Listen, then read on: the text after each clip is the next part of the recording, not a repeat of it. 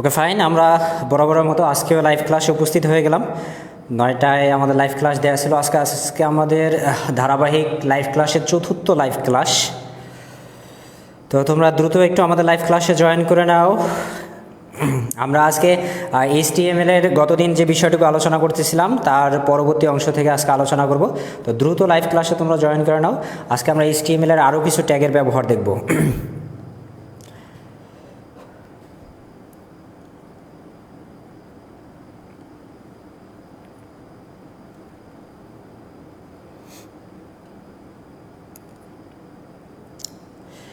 আর ইতিমধ্যে যারা লাইভ ক্লাসে জয়েন করছো তারা আমাকে একটু আজকের ভিডিও এবং অডিওর বিষয়ে কনফার্ম করো যে আমাদের আজকে সব কিছু ওকে আছে কিনা।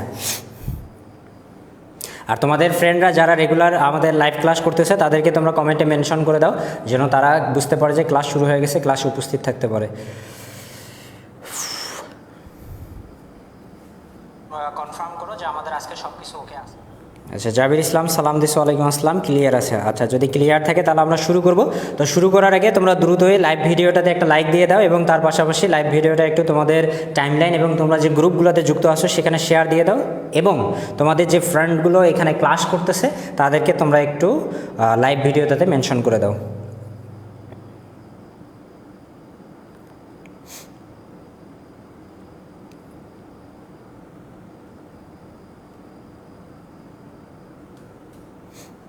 আচ্ছা, অনেকেই সালাম দিচ্ছে, ওয়ালাইকুম আসসালাম।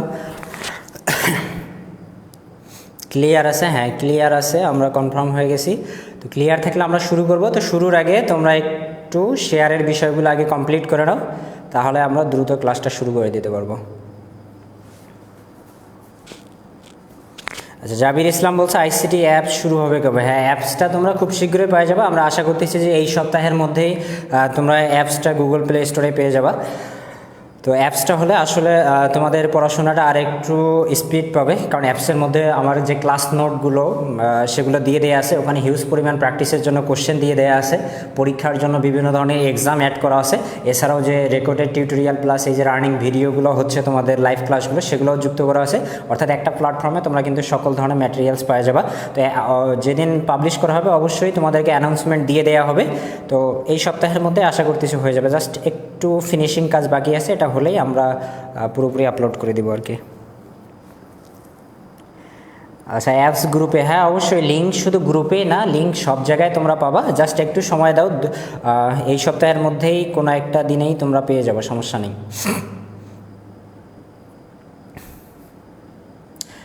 সব কিছুই তোমাদেরকে দিয়ে দেওয়া হবে, শুধু তোমরা একটা বিষয়ে আমাদেরকে দিবা, সেটা হচ্ছে তোমাদের সাপোর্ট এবং তোমাদের আন্তরিকতা। তাহলে ইনশাল্লাহ আমাদের কাছ থেকে তোমাদের সর্বোচ্চ প্রস্তুতির জন্য যা যা প্রয়োজন সেগুলো সবগুলো দেওয়ার জন্যই আমরা রেডি আছি আর কি, এবং সেগুলো তোমাদের জন্য অলরেডি রেডি করা হচ্ছে। ঠিক আছে, শুধু আমাদের সাথে থাকতে হবে আর তোমাদের সাপোর্টটা দিতে হবে। আচ্ছা, পরবর্তীতে অনেকে সালাম দিছো, ওয়ালাইকুম আসসালাম। আচ্ছা, অনেকেই যুক্ত, প্রায় 20 জনেরও বেশি আমরা অলরেডি লাইভে যুক্ত হয়ে গেছি। তাহলে আমরা ক্লাসটা শুরু করতে পারি। তবে আরও অনেকেই যুক্ত হবে, এই কারণেই আজকের যে আলোচনার বিষয়বস্তু সেগুলো শুরুর আগে আমরা গতদিন যে বিষয়গুলো আলোচনা করছিলাম সেগুলো থেকে আমি তোমাদের একটু যাচাই করে নেই যে তোমাদের সেই বিষয়গুলো মনে আছে কিনা, আর যারা গতদিন ক্লাসটা করো নাই তারাও সেই বিষয়গুলো বুঝতে পারবা। আচ্ছা, গতদিনের আলোচনা থেকে তোমরা আমাকে বলো যে HTML ট্যাগ কত প্রকার এবং কি কি? HTML ট্যাগ কত প্রকার এবং কি কি?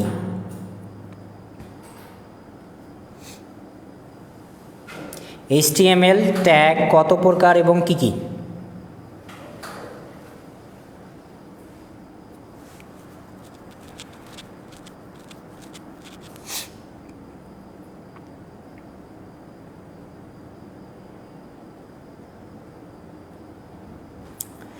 জাবির বলছো হচ্ছে 2, অর্থাৎ 2 প্রকার। তোমার যদি 2 প্রকার কি কি মনে থাকে তাহলে সেটাও তুমি বলে দিতে পারবো। জাবির বলছে একটা ওপেনিং ট্যাগ, একটা ক্লোজিং ট্যাগ। হয়নি তোমারটা। ওপেনিং ট্যাগ আর ক্লোজিং ট্যাগ হচ্ছে HTML ট্যাগের অংশ। আমি অংশ জিজ্ঞেস করিনি, আমি বলছি যে HTML ট্যাগ কত প্রকার। প্রকার আলাদাভাবে তোমাদের বলা ছিল আর অংশ আলাদাভাবে বলা ছিল। HTML ট্যাগের 2টা অংশ, আবার HTML ট্যাগটা 2 প্রকারও। তো আমি প্রকারটা জানতে চাইছি, এ কারণেই তোমাদের বললাম যে কি কি, দেখি তোমাদের কনসেপ্টটা ক্লিয়ার আছে কিনা। মেঘবালিকাও বলছো ওপেনিং এবং ক্লোজিং ট্যাগ, তোমারটাও হয়নি। আমি অংশ বলি নাই, আমি বলছি প্রকার। তোমরা যেটা বলছো, জাবির আবার বলছো বডি হেড, বডি হেডও হয়নি। বডি হেড হচ্ছে HTML এর অংশ দুইটা, HTML এর অংশ দুইটা, একটা বডি আর একটা হচ্ছে হেড। আমি তোমার কাছে জানতে চাইছি HTML ট্যাগ কত প্রকার, দেখি সঠিক অ্যান্সার কার কাছ থেকে আসে। কত প্রকার ও কী কী? শাহরিয়ার ফয়সাল বলছে 2 প্রকার, ইমন ইসলাম বলছে 2 প্রকার। আমি জানতে চাচ্ছি এই যে 2 প্রকার, সেই 2 প্রকার কী কী?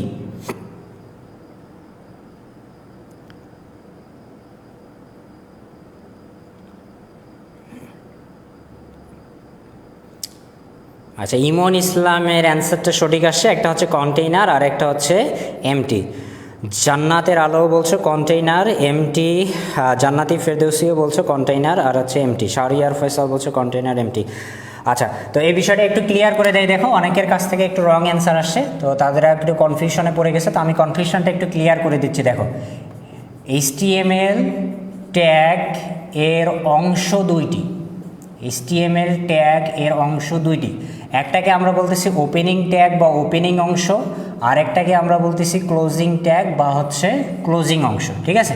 দ্বিতীয় যে বিষয়টা সেটা হচ্ছে HTML ট্যাগ 2 প্রকার, ওটা ছিল অংশ, এটা হচ্ছে প্রকার। 2 প্রকার কি কি? একটাকে আমরা বলতেছি কন্টেইনার ট্যাগ আর একটাকে আমরা বলতেছি হচ্ছে এমটি ট্যাগ। আরেকটা বিষয় তোমাদের কি ছিল যে HTML এর অংশ দুইটি, HTML এর অংশ দুইটি। সেই দুইটা অংশ কি কি? একটা অংশকে আমরা বলতেছি হচ্ছে হেড আর একটা অংশকে আমরা বলতেছি হচ্ছে বডি। তাহলে এই যে খেয়াল করো, জাবির আরও যারা একটু রং অ্যান্সার দিছিল তারা খুবই সুন্দরভাবে খেয়াল করে, এই যে এখানে কিন্তু 3টা বিষয়, এই 3টা বিষয় তোমাদেরকে একটু ক্লিয়ার হইতে হবে। একটা হচ্ছে HTML ট্যাগের অংশ, একটা হচ্ছে ট্যাগের প্রকার, আর একটা হচ্ছে HTML এর অংশ। 3টাই কিন্তু 2 প্রকার, বাট কোনটার 2 প্রকার কোনটা এটা তোমাদেরকে একটু মনে রাখতে হবে। তো আশা করতেছি এখন তোমরা বিষয়টা বুঝতে পারছো, এরপরে আর কনফিউশন থাকার কথা না। আচ্ছা, এই প্রশ্নটা গেল। এরপরে তোমরা যেটা বলবা সেটা হচ্ছে, আমি এখানে একটা ট্যাগ লিখতেছি, এই ট্যাগটা দ্বারা কি নির্দেশ করা হয় সেটা বলবা।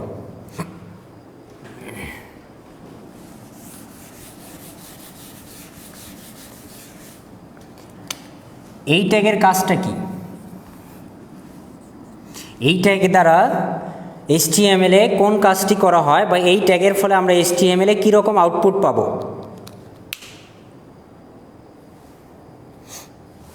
আচ্ছা, তোমাদেরকে কালকে আমি গ্রুপে বলে দিয়েছিলাম যে লাইভ ক্লাস চলাকালীন সময় দেখো ওখানে একটা সেটিংস বাটন আছে, তোমরা যদি ওই সেটিং বাটনে ক্লিক করো তাহলে কিন্তু তোমরা বিভিন্ন ধরনের কি দেখতে পারবা, তোমাদের কোয়ালিটি দেখতে পারবা। এই যে দেখো, যারা গতদিন গ্রুপে দেখতে পারেন, এই যে আমি সেটিংস বাটনে ক্লিক করার ফলে কোয়ালিটি, তো আমার এখানে কিন্তু ডিফল্টভাবে অটো দেয়া আছে। তো যদি অটো দেয়া থাকে তাহলে কিন্তু তুমি মোটামুটি একটা অ্যাভারেজ কোয়ালিটিতে দেখতে পারবা। যাদের নেট স্পিড ভালো আছে তারা তোমরা চাইলে এখানে 540 অথবা 960p যদি দাও তাহলে তুমি কিন্তু HD অর্থাৎ একদম ফুল ফ্রেশটা দেখতে পারবা আর কি। তো আমার যেহেতু অত বেশি প্রয়োজন নেই, এই জন্য আমি অটো দিয়ে রাখছি। তোমাদের যাদের নেট স্পিড ভালো আছে বা ভালোভাবে দেখতে চাও তারা এই পিক্সেলটা বাড়ায় নিতে পারো, হয় 540p দিতে পারো অথবা 960 দিতে পারো, তাহলে কোনো লেখা বুঝতে বা কোনো কিছুতেই তোমার কোনো সমস্যা হবে না। তবে যাদের নেট স্পিড একটু স্লো আছে বা মাঝে মাঝে নেট স্পিড সমস্যা করে তাদের দেওয়ার প্রয়োজন নেই, কারণ 960 দিলে কিন্তু তোমার ভিডিওটা আটকে যাইতে পারে যদি তোমার নেট স্পিডটা একটু স্লো হয়ে থাকে, ঠিক আছে। আচ্ছা, তো এই ট্যাগের কাজটা জানতে চাইছিলাম তোমাদের কাছ থেকে। এই ট্যাগের কাজ হচ্ছে লেখার মাঝে কাটা দাগ, স্ট্রাইক বলছে অনেকে। স্ট্রাইক মানেই হচ্ছে লেখার মাঝে দাগ।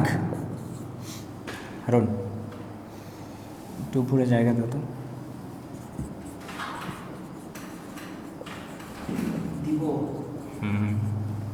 অল্প।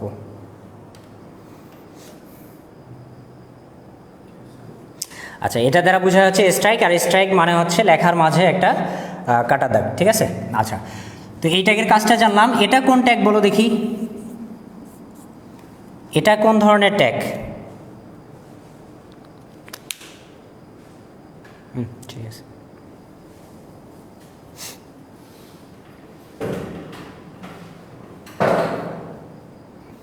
এখানে যে ট্যাগটা দিয়ে দিলাম এটা কোন ধরনের ট্যাগ বলেন?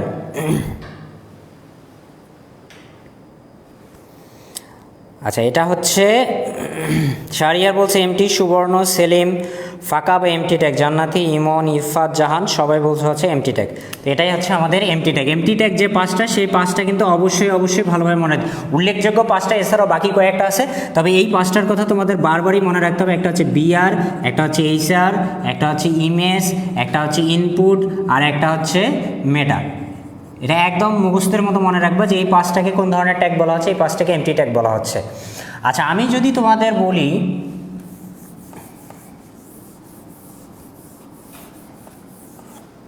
একটা প্রশ্ন এরকম দিলাম যে নিচের কোন ট্যাগটি এলিমেন্ট ধারণ করে না?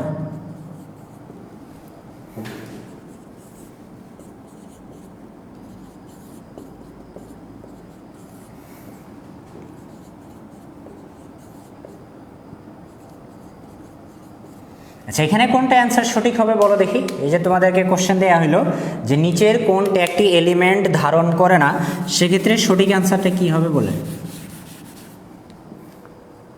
নিচের কোন ট্যাগটি এলিমেন্ট ধারণ করে না, তোমাদেরকে অপশন দিয়ে রাখছি আমি, এই অপশনের মধ্যে কোনটা সঠিক অ্যান্সার হবে বলো। নিচের কোন ট্যাগটি এলিমেন্ট ধারণ করে না? আচ্ছা, অনেকেই বলছো সি, ইমন বলছো ঘ অর্থাৎ ডি, দেখি বাকিরা বিভা, জান্নাতের আলো, শাহরিয়ার বলছো সি, সুবর্ণ বসাক, সেলিম সবাই বলছো সি। আচ্ছা, এখানে যে সঠিক অ্যান্সার সেটা হচ্ছে সি। কেন এটা বলো তো? এলিমেন্ট কি বলো দেখি। এলিমেন্ট গত ক্লাসে আমরা জানছিলাম যে এলিমেন্ট হচ্ছে একটা ওপেনিং আর একটা ক্লোজিং ট্যাগের মাঝে যে অংশটা থাকে সেটাকেই বলা হয় হচ্ছে এলিমেন্ট। সংজ্ঞা আকারে তোমাদেরকে লিখে দিয়েছিলাম যে ওপেনিং ক্লোজিং ট্যাগের মাঝে যে অংশটা থাকে সেই অংশটাকেই বলা হয় হচ্ছে এলিমেন্ট বা উপাদান। তো যেগুলো এমটি ট্যাগ সেগুলোর আমরা কি জানি, কেবলমাত্র কোন অংশটা থাকে, ওপেনিং অংশ থাকে, কিন্তু কোনো ক্লোজিং অংশ থাকে না। আর যেহেতু কোনো ক্লোজিং অংশ নাই, তার মানে তারা কিন্তু কোনো এলিমেন্ট ধারণ করতে পারে না। তাহলে কোশ্চেনটা তোমাকে সরাসরি নিচের কোনটি এমটি ট্যাগ না বলে তোমাকে কিন্তু এভাবেও বলতে পারে যে নিচের কোন ট্যাগটি এলিমেন্ট ধারণ করে না। সেক্ষেত্রে তুমি কোন ট্যাগগুলোর কথা বুঝবে, সেক্ষেত্রে আমাদের যে এমটি ট্যাগগুলো আছে সেই এমটি ট্যাগের মধ্যে যেটা অপশনে দেয়া থাকবে সেটাই কিন্তু হবে অ্যান্সার। এখানে বি আর না দিয়ে কি দেয়া থাকতে পারো, ইমেজ দেয়া থাকতে পারো, যে এমটি ট্যাগগুলো আছে সেগুলো এখানে অ্যান্সার হবে। তো এভাবে কিন্তু কোশ্চেনগুলো একটু ঘুরায় ফিরায় আলাদাভাবে আসতে পারে, এর জন্য তোমাকে একটু বুঝে শুনে অ্যান্সার করে নিতে হবে, ঠিক আছে? আচ্ছা, তো এগুলাই ছিল আমাদের মোটামুটি গত দিনের আলোচনার বিষয়।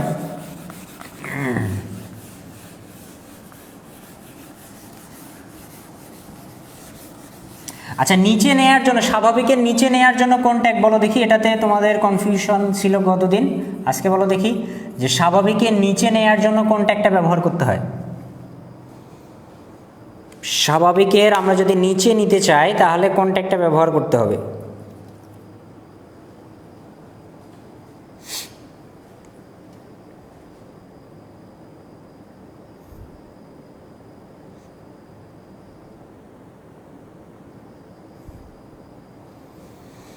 আচ্ছা, যে সকল অ্যান্সার আছে সবগুলাই রাইট আছে। স্বাভাবিকের যদি আমরা নিচে নিতে চাই সেক্ষেত্রে আমরা যেটা একটা ব্যবহার করব সেটা হচ্ছে SUB বা হচ্ছে সাব। সাব দ্বারা কি বোঝায়? স্বাভাবিকের নিচে নেওয়া বোঝায়। আর স্বাভাবিকের উপরের জন্য কোন ট্যাগ হবে? স্বাভাবিকের যখন উপরে বলবে স্বাভাবিকের উপরের জন্য হচ্ছে সুব ট্যাগ দিতে হবে। তো আমরা গতদিনের পড়াশোনাগুলো একটু রিভিশন করে দিলাম, এখন আমরা আজকের পড়াশোনায় চলে আসি।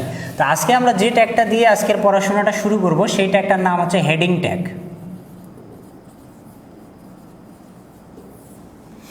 সবাই লিখেন যে heading tag.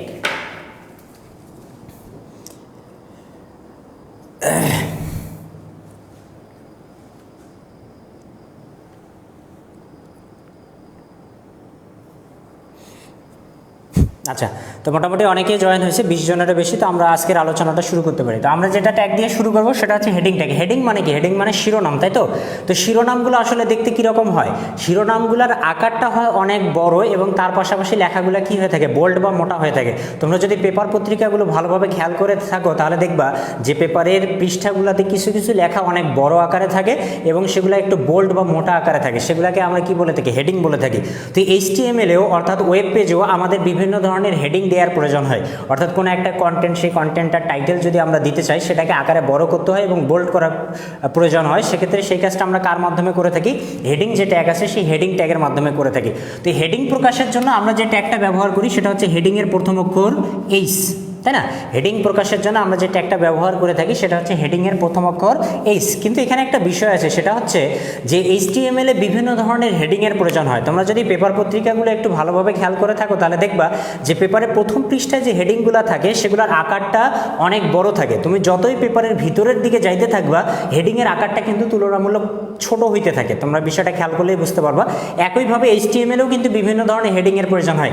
Main heading, content heading, sub heading, footer heading, এরকম বিভিন্ন ক্যাটাগরিতে হেডিং। সব হেডিং তো আর অনেক বড় বড় হয় না, তাই না? যেটা মেইন হেডিং সেটাকে অনেক বড় করা হয়, যেটা ওই মেইন হেডিংয়ের আওতায় সাব হেডিং সেগুলো মেইন হেডিংয়ের থেকে তুলনামূলক কী হবে, ছোট হবে। তার মানে হেডিংয়ের আকার বিভিন্নভাবে আমাকে ওয়েব পেজে প্রকাশ করার প্রয়োজন হয়। তো HTML এ এই হেডিংয়ের আকারগুলোকে প্রকাশ করা হয় হচ্ছে 6টা ধরনে। তাহলে HTML এ হেডিং ট্যাগ হচ্ছে কয় ধরনের? HTML এ হেডিং ট্যাগ হচ্ছে 6 ধরনের। তাহলে হেডিং ট্যাগ প্রকাশের জন্য আমি যেটা ব্যবহার করতেছি সেটা হচ্ছে এইচ। আর এই 6টা ধরনের মধ্যে আমি কোন ধরনটা ব্যবহার করতে চাচ্ছি সেটাকে আমাকে সিকুয়েন্সিয়ালি 1 থেকে 6 দ্বারা প্রকাশ করতে হবে। তাহলে আমি যদি এখন এখানে এরকম লিখি যে এইচ দিলাম, তার পাশে 1 দিলাম, দিয়ে একটা ট্যাগ নিয়ে আমি এখানে লিখলাম দিস ইজ হেডিং, এরপরে যদি আমরা এইচ 1টা ক্লোজ করে দেই তাহলে এটাই হবে হচ্ছে HTML এর সব থেকে বড় হেডিং। বুঝাইতে পারছি? হেডিংয়ের জন্য আমরা নিছি এইচ, আর হেডিংয়ের এই 6টা যে ধরন আছে সেই 6টা ধরনের মধ্যে আমি কোন ধরনটা চাচ্ছি সেটা আমাকে নাম্বার দ্বারা প্রকাশ করতে হবে। তো যখন এইচের পাশে আমি 1 দিব তাহলে যে H1 ট্যাগটা হবে এই ট্যাগ দ্বারাই HTML এর সব থেকে বড় হেডিং প্রকাশ করবে। অর্থাৎ H1 দ্বারা যে হেডিংটা লিখবো এটার আকারেই যে হেডিং 6টা আছে তার মধ্যে সব থেকে বড় হবে এবং বোল্ড বা মোটা হবে। একইভাবে যদি আমি এইচের পাশে এখানে 2 দিয়ে H2 দ্বারা কোনো ট্যাগ গঠন করি এবং আমি যদি আবার লিখি দিস ইজ হেডিং, তাহলে এটা H1 এর থেকে তুলনামূলক কীভাবে আসবে, একটু ছোট আকারে আসবে। আবার যদি আমি এখানে H3 দেই এবং যদি কোনো হেডিং লিখি তাহলে এটা H2 এর যে আকারটা আছে তার থেকে তুলনামূলক কী হয়ে যাবে, ছোট হয়ে যাবে। এভাবে সিকুয়েন্সিয়ালি আমরা কত পর্যন্ত লিখতে পারবো? H6 পর্যন্ত লিখতে পারবো। এখন H6 দ্বারা যদি কোনো হেডিং আমি প্রকাশ করি তাহলে এটাই হবে হচ্ছে HTML এর সব থেকে ছোট হেডিং। এটাকে আমরা বলবো হচ্ছে HTML এ সব থেকে ছোট হেডিং। তাহলে HTML এ হেডিং ট্যাগ কয় ধরনের বলো তো? HTML এ হেডিং ট্যাগ হচ্ছে 6 ধরনের। এই 6টা ধরনের মধ্যে সব থেকে বড় আকারে হেডিংটা আমরা কখন পাবো? যখন আমরা H1 ব্যবহার করে লিখব। আর সব থেকে ছোট আকারের হেডিংটা আমরা কখন পাবো? যখন আমরা H6 ব্যবহার করে লিখব। তো এখান থেকে যদি কোশ্চেন আসে তাহলে 3 ভাবে তোমার কোশ্চেনটা আসতে পারে, এর বাইরে আসবে না। প্রথম যেটা সেটা আসতে পারে তোমার এরকম যে হেডিং ট্যাগ কয় ধরনের, তাহলে তুমি স্পষ্টতে অ্যান্সার করবা যে হেডিং ট্যাগ হচ্ছে 6 ধরনের। এরপরে যে কোশ্চেনটা দিতে পারে সেটা হচ্ছে নিচের কোন ট্যাগটি সব থেকে বড় হেডিং নির্দেশ করে, বা নিচের কোনটি সবচেয়ে বড় হেডিং। সেক্ষেত্রে আমরা যে অ্যান্সারটা দেখাবো সেটা হচ্ছে H1। আরেকটা দিতে পারে যে নিচের কোনটি সবচেয়ে ছোট হেডিং, সেক্ষেত্রে আমরা কি দেখাবো? H6।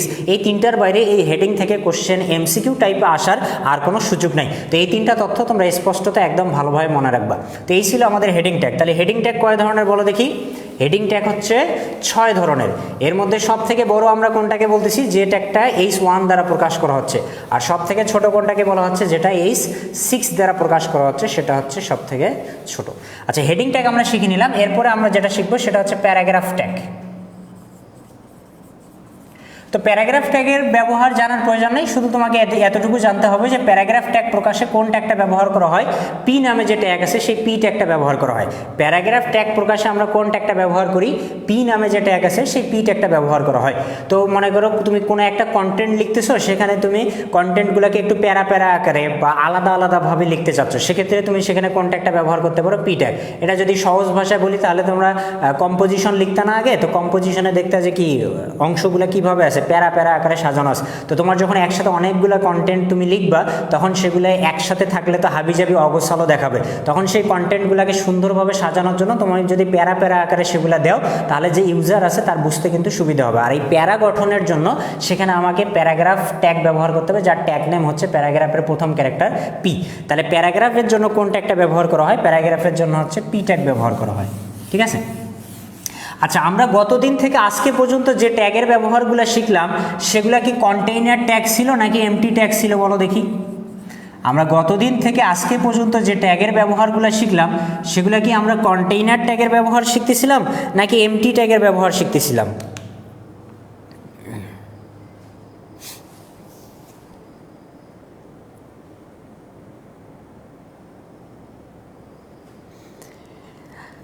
দ্রুত বলো, আমরা গতদিন থেকে যে ট্যাগের ব্যবহারগুলো শিখতেছিলাম সেগুলো কি কন্টেইনার নাকি এমটি? তো তো সাথী বলছো container, Nihar Ahmed container, MD Akash container, Shahriar Faisal container, Selim, Samia Zaman বলছো কন্টেইনার। আচ্ছা, আমরা গতদিন থেকে সুবর্ণ বসাক, মিলি, জান্নাতের আলো আছে, সবাই বলছো হচ্ছে কন্টেইনার ট্যাগ। কেন কন্টেইনার ট্যাগ? কারণ আমরা জানি ওই সকল ট্যাগকেই কন্টেইনার ট্যাগ বলা হয় যে সকল ট্যাগের ওপেনিং এবং ক্লোজিং দুটো অংশই থাকে। তো আমরা গতদিন থেকে যে ট্যাগগুলোর ব্যবহার শিখে আসতেছি সেগুলোর সবগুলোরই ওপেনিং অংশও আছে, ক্লোজিং অংশও আছে। এই কারণেই ওই ট্যাগগুলোকে আমরা কি বলতেছি? কন্টেইনার ট্যাগ বলতেছি। তো আমরা বেশ কিছু কন্টেইনার ট্যাগের ব্যবহার শিখে ফেললাম, এখন আমরা দুই একটা এমটি ট্যাগের ব্যবহার শিখবো। তো এমটি ট্যাগগুলো কি কি বলো দেখি, মনে আছে?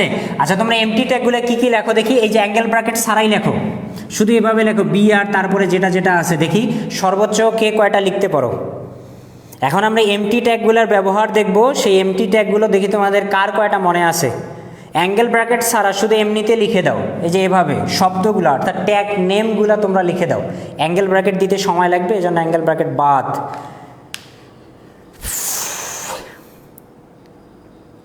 দেখি কে সর্বোচ্চ বলতে পারেন। ততক্ষণ আমি একটু মার্কারটা চেঞ্জ করে নিই।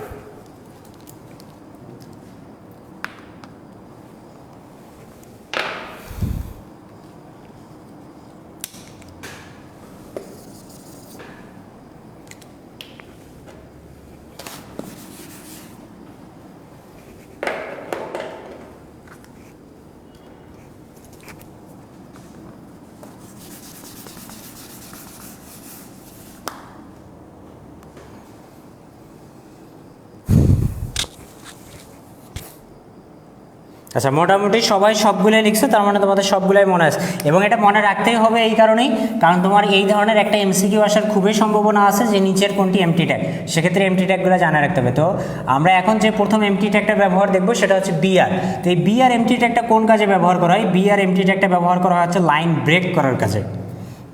আমরা প্রথমে যে এমটি ট্যাগের ব্যবহার শিখবো সেই এমটি ট্যাগটার নাম হচ্ছে বিআর। আর এই বিআর এমটি ট্যাগটা কোন কাজে ব্যবহার করা হয়? লাইন ব্রেক করার কাজে ব্যবহার করে। এখন লাইন ব্রেক বিষয়টা আসলে কীরকম দেখো। লাইন ব্রেক বিষয়টা বলতে মনে করো আমি এখানে তিনটা আইসিটি শব্দ লিখলাম, আইসিটি আইসিটি আইসিটি। তোমরা যদি জেনে থাকো, যারা মাল্টিমিডিয়াতে ক্লাস করছো বা এই বিষয়গুলো জানে থাকো, তারা জানো যে এইচটিএমএল লেখার জন্য হচ্ছে দুইটা সফটওয়্যারের প্রয়োজন হয়, একটা হচ্ছে এডিটর আর একটা হচ্ছে ব্রাউজার। একটাকে আমরা বলি হচ্ছে এডিটর আর একটা হচ্ছে ব্রাউজার। এডিটর মানে আমরা যেখানে কোড লিখি বা এডিট করি সেটাকেই বলা হয় এডিটর, আর ব্রাউজার মানে হচ্ছে আমরা যেখানে আউটপুট দেখি সেটাকেই আমরা বলি হচ্ছে ব্রাউজার। ব্রাউজার কোনগুলো বলো তো? ব্রাউজার হচ্ছে গুগল ক্রোম, এরপরে Mozilla Firefox, Opera, UC browser, Safari, Internet Explorer. যদি ইন্টারনেট এক্সপ্লোরার সামনের বছর থেকে আর পাওয়া যাবে না, ইন্টারনেট এক্সপ্লোরার ব্রাউজারটা অফ করে দেওয়া হচ্ছে। তো এইগুলোকে আমরা কি বলতেছি? ব্রাউজার। এই ব্রাউজারের মধ্যে কি দেখে? আউটপুট দেখে। তোমাকে একটা সফটওয়্যারের মধ্যে কোড লিখতে হয় আর একটা সফটওয়্যারের মধ্যে তোমাকে কি লিখতে হয়? আউটপুট লিখতে হয়। তো তুমি যে সফটওয়্যারটা অর্থাৎ এডিটরে, সেখানে মনে করো তুমি আইসিটি তিনটা শব্দ তিনটা বাক্য দ্বারা লিখলা। এখন তুমি যে আউটপুটটা দেখবা ব্রাউজারের মধ্যে, এখানে যে তুমি তিনটা লাইনে তিনটা আইসিটি লিখছো, আউটপুট হিসেবে কিন্তু এই তিনটা আইসিটি আর তিনটা লাইনে আসবে না, এই তিনটা আইসিটি এক লাইনে আসবে এবং পাশাপাশি আসবে। বিষয়টা আবারও একটু রিপিট করে দিচ্ছি, দেখো যাদের বুঝতে অসুবিধা হয়েছে তারা খেয়াল করো যে এইচটিএমএল ডকুমেন্ট তৈরি করার জন্য আমাদের দুইটা সফটওয়্যারের প্রয়োজন হয়। একটা সফটওয়্যারকে আমরা বলি এডিটর আর একটা সফটওয়্যারকে আমরা বলি হচ্ছে ব্রাউজার। এডিটর কোনটা? যেখানে আমরা এইচটিএমএল এর কোডগুলো লিখি বা এডিট করি, সেই সফটওয়্যারটাকে বলা হচ্ছে এডিটর। আর ব্রাউজার কোনটা? যেখানে আমরা এই লেখা কোডগুলোর আউটপুট দেখি, সেই সফটওয়্যারটাকে বলা হচ্ছে ব্রাউজার। ঠিক আছে? তো এডিটরে আমি এখানে তিনটা আইসিটি শব্দ, যেটা কয় লাইনে লিখলাম? 3 লাইনে। এখন যখন আমি আউটপুট স্ক্রিনে অর্থাৎ ব্রাউজারের মধ্যে আউটপুট দেখব, তাহলে যেহেতু আমি এখানে তিনটা আইসিটি শব্দ 3 লাইনে লিখছি, তাহলে আউটপুট স্ক্রিনেও তো সেটা 3 লাইনে আসার কথা, তাই নয় কি? কিন্তু আউটপুট স্ক্রিনে সেটা 3 লাইনে আসবে না, না আসে 1 লাইনে আসবে এবং পাশাপাশি আসবে। কেন আসবে? এর কারণ হচ্ছে এইচটিএমএল এ অটোমেটিক্যালি লাইন ব্রেক হয় না। এই যে তুমি আইসিটি লেখার পর এখানে লাইনটা ব্রেক করে পরের লেখাগুলো তার নিচের লাইনে নিয়ে আসছো, আবার লাইন ব্রেক করে পরের লেখাগুলো নিচের লাইনে নিয়ে আসছো, এটা কিন্তু এইচটিএমএল ব্রাউজার যেটা আছে সে ব্রাউজার কিন্তু বুঝতে পারে নাই। অর্থাৎ HTML এ আমরা লাইন ব্রেকের যে কাজটা সেটা কিন্তু কিবোর্ড দ্বারা করতে পারি না। আর গত ক্লাস থেকে আমি তোমাদেরকে বলতেছি যে কাজটা কিবোর্ড দ্বারা করা সম্ভব হয় না সেই কাজের জন্য কি ব্যবহার করতে হয়, ট্যাগ ব্যবহার করতে হয়। যেহেতু এখানে আমি লাইন ব্রেকের কাজটা সরাসরি কিবোর্ড দ্বারা করতে পারতেছি না, তাহলে আমাকে এখন ট্যাগ ব্যবহার করতে হবে। আর সেক্ষেত্রে লাইন ব্রেক করার জন্য HTML এ যেটা একটা নির্ধারণ করে দেওয়া হয়েছে তার নাম হচ্ছে বিআর ট্যাগ। তো এই বিআরটা আমি কোথায় ব্যবহার করব, যেখানে আমি লাইন ব্রেক করতে চাচ্ছি সেখানে। এই যে আইসিটি লেখাটা লেখার পরে আমি এই জায়গায় লাইন ব্রেক করতে চাচ্ছি, তাহলে এখানে আমাকে কি দিতে হবে, একটা বিআর দিতে হবে। আমি যদি এখানে বিআর দেই তখন এই আইসিটি লেখাটা আউটপুট হিসাবে দেওয়ার পর যখনই সে বিআর পাবে তার মানে সে বুঝবে আমাকে এই লাইনে আর কোনো ডাটা এন্ট্রি হতে দেওয়া যাবে না। অর্থাৎ পরবর্তী যে ডাটাগুলো আছে সেই পরবর্তী ডাটাগুলোকে আমাকে তার পরের লাইন থেকে শুরু করতে হবে, তখন আউটপুটটা এভাবে আসবে। আমার তো এই আইসিটিটাও নিচে লাগবে, তাই না? তার মানে এই আইসিটি লেখার পরেও আমাকে এখানে কি দিতে হবে, একটা বিআর দিতে হবে। যখনই এই বিআরটা থাকবে তখনই সে বুঝবে যে এই আইসিটির পরে বাকি যে এলিমেন্টগুলো আছে সেগুলোকে আমাকে অবশ্যই তার কোথায় লাইন ব্রেক করে পরের লাইন থেকে শুরু করতে হবে। তখন আমি এরকম একটা কোড যদি এডিটরের মধ্যে লিখি তখন আউটপুট হিসেবে আমি এরকম 3টা আইসিটি শব্দ 3 লাইনে পাবো। তাহলে মোট কথা হচ্ছে যে জায়গায় লাইন ব্রেকের কাজটা করা সম্ভব হবে না সেই জায়গায় লাইন ব্রেকের কাজটা করার জন্য কোন ট্যাগ ব্যবহার করতে হবে, বিআর ট্যাগ। আর বিআর যেহেতু এটা এমটি ট্যাগ অর্থাৎ এর একটাই অংশ, তো ওই অংশটা সেই জায়গায় ব্যবহার করতে হবে যেখানে আমার লাইনটা ব্রেক করার প্রয়োজন। তো এগুলা তো তোমাদের আর সৃজনশীল আকারে লিখতে বলবেন, আমি পুরো কনসেপ্টটা ক্লিয়ার করার জন্য তোমাকে এই বিষয়গুলো ভিজুয়ালাইজ করে দিলাম একটু যেন তুমি বুঝতে পারো, ফিল করতে পারো। তো তোমাকে যে তথ্যটা মনে রাখতে হবে সেটা হচ্ছে বিআর দ্বারা কী করা হয়, লাইন ব্রেক করা হয় বা একটা নতুন লাইন শুরু করতে হয়। তোমাকে বলতে পারে যে লাইন ব্রেক করার জন্য HTML ট্যাগ নিচের কোনটি, সেক্ষেত্রেও তুমি অ্যান্সার দেবা বিআর।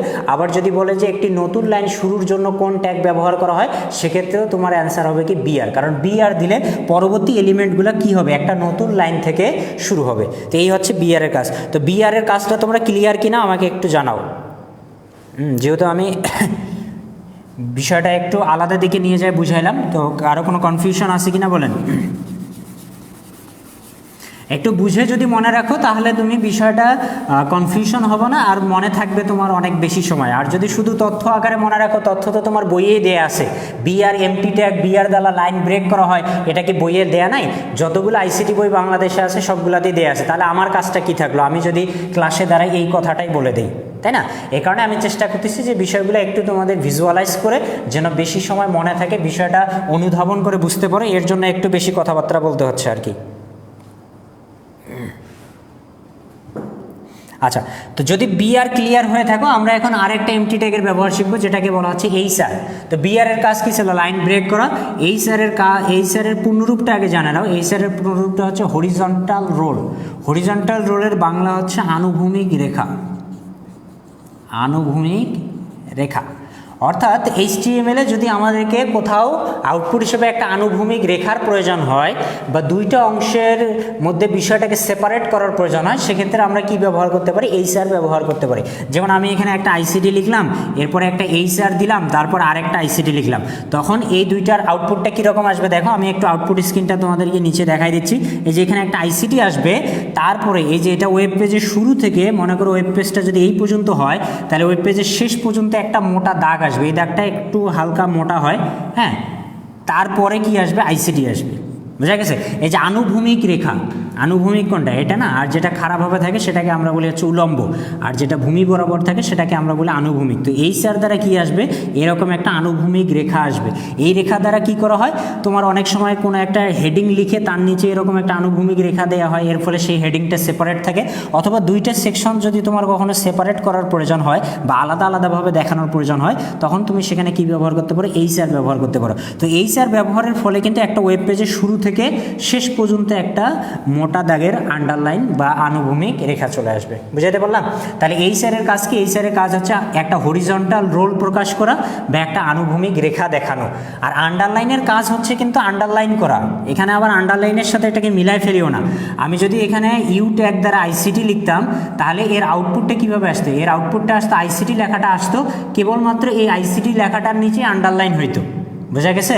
আর এটা হচ্ছে আনুভূমিক রেখা, অর্থাৎ একটা ওয়েব পেজে তোমার এলিমেন্ট যাই থাক না কেন এই রেখাটা তোমার ওয়েব পেজের শুরু থেকে শেষ পর্যন্ত আসবে। আর আন্ডারলাইন দিয়ে যেটা, সেটা তোমার যে এলিমেন্টটা আছে সেই এলিমেন্টের নিচে কেবলমাত্র আন্ডারলাইন হবে। আইসিটি লিখলে আইসিটির নিচে হবে। তুমি যদি এখানে আরও কন্টেন্ট ব্যবহার করো তাহলে আরও কন্টেন্টের নিচেও আন্ডারলাইনটা চলে আসবে। বিষয়টা বুঝতে পারছো? আন্ডারলাইনের সাথে কিন্তু এই এইচআর ট্যাগটাকে মিলানো যাবে না। আন্ডারলাইন একটা আলাদা ট্যাগ, এইচআর একটা আলাদা। আন্ডারলাইনের কাজ হচ্ছে এলিমেন্ট যতটুকু থাকবে ততটুকুর নিচে আন্ডারলাইন বা দাগ প্রকাশ করা, আর এইচআরের কাজ হচ্ছে একটা আনুভূমিক, অর্থাৎ ওয়েব পেজের শুরু থেকে ওয়েব পেজের শেষ পর্যন্ত একটা রেখা প্রকাশ করা। তো এই হচ্ছে এটা। তো আরও যে এমটি ট্যাগগুলো আছে, ইমেজ, তারপরে হচ্ছে কি ইনপুট, মেটা, এগুলো আমরা সামনে যখন আরও আলোচনা আসবে তখন আমরা সেগুলো শিখে নেব। আপাতত আমরা এমটি ট্যাগ দুইটাই শিখলাম, একটা হচ্ছে কি বিআর, একটা হচ্ছে এইচআর। সেখানে বিআর এর কাজ কি লাইন ব্রেক করা, আর এইচআর এর কাজ হচ্ছে আনুভূমিক রেখা প্রকাশ করা। তো আমরা এই ছিল মোটামুটি আমাদের যে HTML এর বেসিক ট্যাগ, বা এগুলাকে বলা হয় টেক্সট ফরম্যাটিং ট্যাগ। এই টেক্সট ফরম্যাটিং ট্যাগগুলো কিন্তু আমরা শিখে নিলাম। তো এখন আমরা অ্যাট্রিবিউট শিখবো, HTML লিস্ট শিখবো। তো আচ্ছা, অ্যাট্রিবিউট HTML লিস্ট শেখার আগে আমি একটু যে অংশটা পড়াইলাম সেই অংশটার উপর তোমাদেরকে একটু যাচাই করে দেখি তো তোমার বিষয়গুলো ক্লিয়ার কিনা। বলো তো হেডিং ট্যাগ কত ধরনের?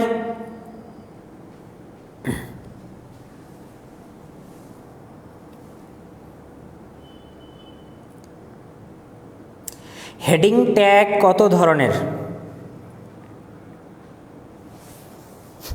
6 ধরনের বলছো সবাই। আচ্ছা, সব থেকে বড় হেডিং ট্যাগ কোনটি? সব থেকে বড় হেডিং ট্যাগ কোনটি?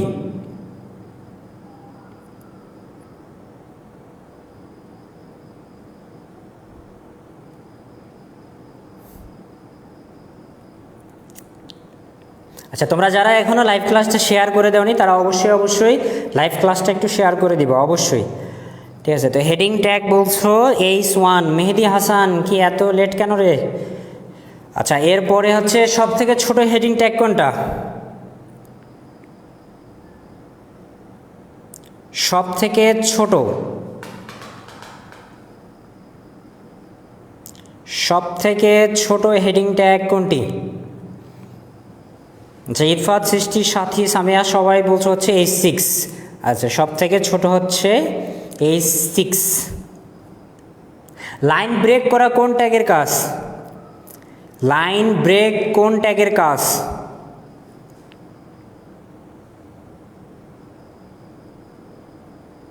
লাইন ব্রেক করা কোন ট্যাগের কাজ?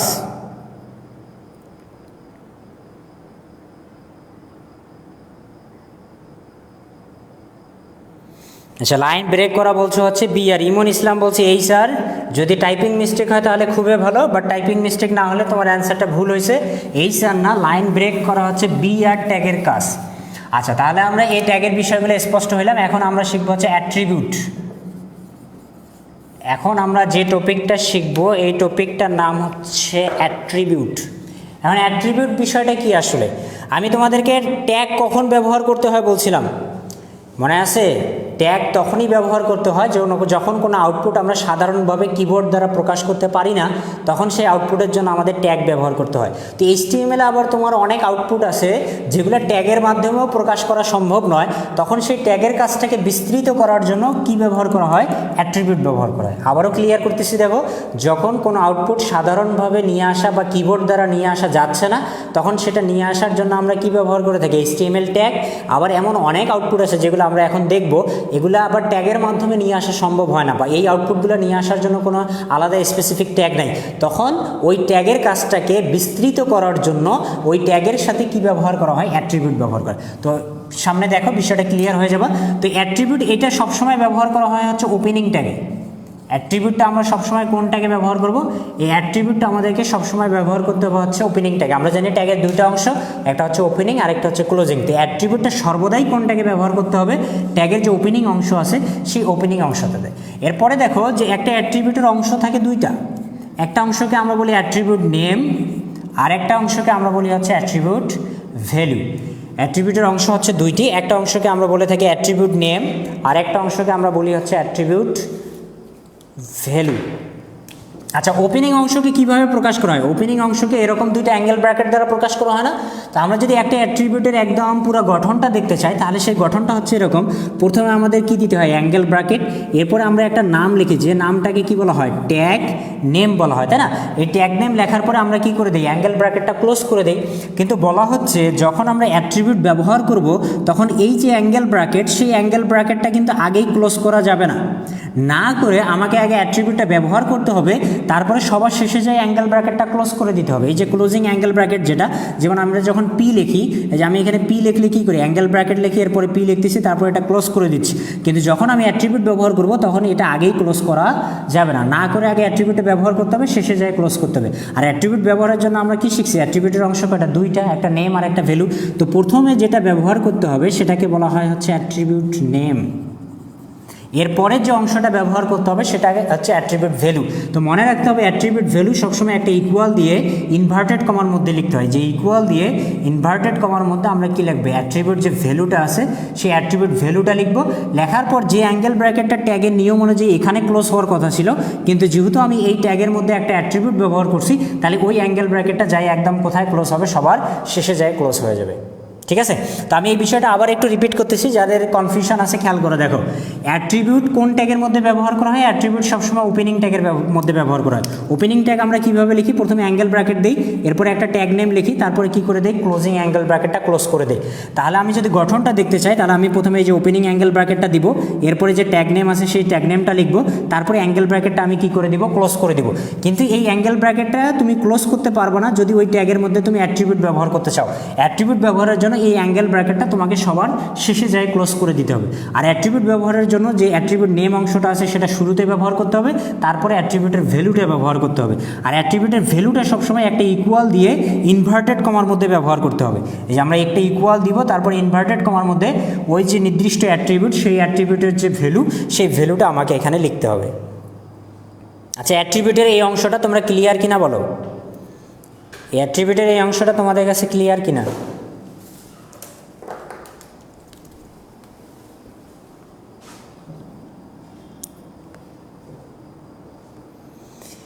অ্যাট্রিবিউটের অংশটা বুঝতে পারছো কিনা বলো, কারণ আজকে থেকে এই অধ্যায়ের শেষ পর্যন্ত আমরা যতদিন ক্লাস করব প্রতিদিনেই কিন্তু প্রতিটা ট্যাগে কী ব্যবহার করতে হবে, অ্যাট্রিবিউট ব্যবহার করতে হবে। এখন এটা যদি আজকে বুঝতে না পারো তাহলে কিন্তু প্রতিটা ক্লাসে সমস্যা হবে। এই কারণে না বুঝতে পারলে বলো, আমি আবারও ক্লিয়ার করার চেষ্টা করব। আচ্ছা, মোটামুটি সবার কাছ থেকেই কনফার্মেশন পাওয়া গেছে যে বিষয়টা তোমরা ক্লিয়ার। আচ্ছা, যদি ক্লিয়ার হয়ে থাকো তাহলে আমরা একটা অ্যাট্রিবিউটের ব্যবহার দেখে নিই, তাহলে আরও ক্লিয়ার হয়ে যাবে। যেমন আমি যদি এভাবে কোনো কিছু লিখিস, মনে করি এখানে পি দিলাম, আচ্ছা এই দিকে দেখাচ্ছি, এখানে আমি পি লিখলাম, এরপরে আইসিটি বস লিখে দিলাম, এরপরে আমরা পি ক্লোজ করে দিলাম। তো এটা লেখার ফলে আমি যখন আউটপুট স্ক্রিনটা দেখব, সেই আউটপুট স্ক্রিনে এই আইসিটি বস লেখাটা কোন দিক থেকে আসবে বলো তো? এই আইসিটি বস লেখাটা কিন্তু ওয়েব পেজের বাম দিক থেকে আসবে। অর্থাৎ এটা যদি একটা ওয়েব পেজ হয়, তাহলে আইসিটি বস লেখাটা ওয়েব পেজের বাম দিক থেকে আসা শুরু করবে। মোট কথা ডিফল্টভাবে HTML এর সকল আউটপুটে বাম দিক থেকে আসে। তুমি যদি একটা ইমেজ যুক্ত করো, সেই ইমেজটা ওয়েব পেজের বাম দিক থেকে দেখাবে ডিফল্টভাবে। তুমি যদি একটা টেবিল যুক্ত করো, সেই টেবিলটা ওয়েব পেজের বাম দিক থেকে আসবে। এখন বলো, আমরা যে ওয়েব পেজগুলো বা ওয়েবসাইটগুলো ব্যবহার করি, সেখানে সব কন্টেন্টে কি বাম দিক থেকে থাকে? সব কন্টেন্টে কিন্তু বাম দিক থেকে থাকে না। কোনো কিছু বাম দিকে থাকে, কোনোটা মাঝ বরাবর থাকে, কোনোটা ডান দিকে থাকে, কোনোটা ডানে বামের মাঝখানে অবস্থান করে, অর্থাৎ বিভিন্নভাবে পজিশন করা থাকে। তো এই যে বিভিন্নভাবে পজিশনের কাজটা, এটা কিন্তু তুমি ট্যাগ ব্যবহার করে করতে পারবে না। তুমি যদি ট্যাগ ব্যবহার করে লেখো, তাহলে সেটা ডিফল্টভাবে বাম দিক থেকে আসবে। কিন্তু আমি চাচ্ছি যে এই আইসিটি বস লেখাটা একটা ওয়েব পেজের বাম দিক থেকে না আসে, মনে করো ওয়েব পেজের মাঝে থেকে আসবে। এখন এই ওয়েব পেজের মাঝে থেকে নিয়ে আসা তো আমার ট্যাগ দ্বারা সম্ভব না, বা আমি চাচ্ছি ডানে থেকে আসবে। এই ডানে থেকে নিয়ে আসার জন্য কিন্তু HTML এ কোনো ট্যাগ নাই। মাঝের জন্য আছে, বা ডানের থেকে নিয়ে আসার জন্য কিন্তু HTML এ কোনো ট্যাগ নাই। তো আমি যখন এই কাজটা করতে যাব, আমি তোমাদের কি বলছি, যে যখন ট্যাগের মাধ্যমে কাজটা করা সম্ভব হবে না, তখন সেই কাজটা আমাদের কার মাধ্যমে করতে হবে? অ্যাট্রিবিউটের মাধ্যমে করতে হবে। বুঝতে পারতেছি? আচ্ছা, অ্যাট্রিবিউটের মাধ্যমে যদি করতে চাই, তাহলে অ্যাট্রিবিউট কোন ট্যাগে ব্যবহার করা হয় বলো দেখি? ওপেনিং ট্যাগে। তাহলে এই যে পি এর যে ওপেনিং ট্যাগ, এই ট্যাগের মধ্যেই আমাকে এখন কি ব্যবহার করতে হবে? অ্যাট্রিবিউট ব্যবহার করতে হবে। তাহলে আমি এখানে এই যে প্রথমে অ্যাঙ্গেল ব্র্যাকেট দিয়ে দিলাম, এরপরে যে ট্যাগ নেম আছে সেই ট্যাগ নেমটা আমি কি লিখলাম? পি লিখলাম।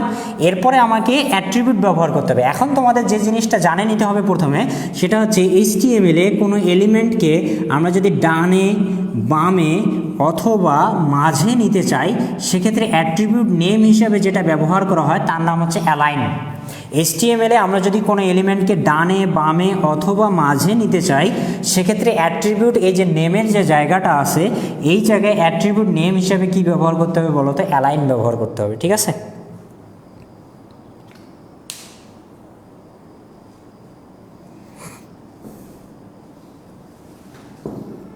ডানে বামে মাঝে দেওয়ার জন্য অ্যাট্রিবিউট নেম হিসেবে আমরা কি ব্যবহার করবো? অ্যালাইন ব্যবহার করবো। তাহলে ভালোভাবে বোঝার চেষ্টা করে দেখো, এই যে আমরা ট্যাগ নেম ব্যবহার করলাম, এরপরে অ্যাট্রিবিউট নেম ব্যবহার করতে হবে। তো ডানে বলুক, বামে বলুক অথবা মাঝে বলুক, আমাদের অ্যাট্রিবিউট নেম হিসেবে কি ব্যবহার করতে হবে? অ্যালাইন। তাহলে আমরা এই যে এখানে কি ব্যবহার করলাম? অ্যালাইন ব্যবহার করলাম। এখন আমাদেরকে ব্যবহার করতে হবে অ্যাট্রিবিউট ভ্যালু। তো তোমরা শিখে আসছো যে অ্যাট্রিবিউট ভ্যালুটা সবসময় একটা ইকুয়াল দিয়ে ইনভার্টেড কমার মধ্যে লিখতে হবে। তাহলে এই যে আমরা একটা ইকুয়াল দিলাম, এরপর ইনভার্টেড কমার মধ্যে আমরা এখন এই অ্যাট্রিবিউটের যে ভ্যালুটা সেটা আমরা ব্যবহার করব। তো অ্যাট্রিবিউটের ভ্যালুটা ডিপেন্ড করবে তোমাকে কোন পজিশনে আউটপুটটা দেখাইতে বলছে তার জন্য। তো আমাকে যেহেতু এখানে মাঝে দিতে বলছে, এই জন্য আমি অ্যাট্রিবিউট ভ্যালু হিসেবে এখানে কি দিতে পারি? সেন্টার। তবে চাইলে তুমি এখানে সেন্টারের পরিবর্তে কি দিতে পারো? মিডলও দিতে পারো। মাঝের জন্য দুইটা ভ্যালু, একটা হচ্ছে সেন্টার আর একটা হচ্ছে মিডল। এরপর ইনভার্টেড কমা ক্লোজ করে এই যে অ্যাঙ্গেল ব্র্যাকেটটা এখানে ক্লোজ হওয়ার কথা ছিল, আমি যেহেতু অ্যাট্রিবিউট ব্যবহার করছি, তাহলে এই যে অ্যাঙ্গেল ব্র্যাকেটটা যায় সবার শেষে ক্লোজ হয়ে যাবে। এরপরে যে তোমার এলিমেন্টটা আছে, তুমি সেই এলিমেন্টটা লিখবা, এরপরে তুমি কি করবা? পি যে ট্যাগ আছে সেই পি ট্যাগটা তুমি ক্লোজ করে দেবে। এর ফলে তখন আর এই আইসিটি বস লেখাটা বাম দিক থেকে না আসে, কোথা থেকে আসবে বলো তো? একদম যে সেন্টার আসে সেই সেন্টার থেকে আসবে। তো এভাবেই আমরা HTML-এ যে কোনো এলিমেন্টকে চাইলে ডানে আনতে পারি, বামে আনতে পারি অথবা মাঝে নিতে পারি। আমি যদি ডানে নিতে চাইতাম তাহলে অ্যাট্রিবিউট নেম হিসেবে অ্যালাইনেই থাকতো, আর সেন্টারের জায়গায় তখন ডানে নেওয়ার জন্য ভ্যালু কী হবে? রাইট। যদিও বামে ডিফল্টভাবেই আসে, তারপরে যদি তুমি অ্যালাইন ব্যবহার করে আনতে চাও তাহলে এখানে ভ্যালুর জায়গায় কী দিতে হবে? লেফট। তাহলে বামে নেওয়ার জন্য ভ্যালু হচ্ছে লেফট, মাঝে নেওয়ার জন্য ভ্যালু হচ্ছে সেন্টার অথবা মিডল, আর ডানে নেওয়ার জন্য ভ্যালু হচ্ছে রাইট। তো এই হচ্ছে আমাদের অ্যাট্রিবিউটের ব্যবহার। এভাবে আমরা ট্যাগের সাথে অ্যাট্রিবিউট ব্যবহার করে ওই ট্যাগের কাজটাকে আরও কী করে দিতে পারি? বিস্তৃত করে দিতে পারি। তো আশা করি আপনারা এই বিষয়টা বুঝতে পারছেন। তো বুঝতে পারছেন কি না সেটা অবশ্যই আমাকে একটু যাচাই করে নিতে হবে। এটা যাচাই করার জন্য তোমরা এখন এই কাজটা করো। মনে করো বাংলাদেশ নামে একটা এলিমেন্ট আছে, যে এলিমেন্টটাকে আমরা কোথায় দেখাইতে চাচ্ছি? ডানে দেখাইতে চাচ্ছি।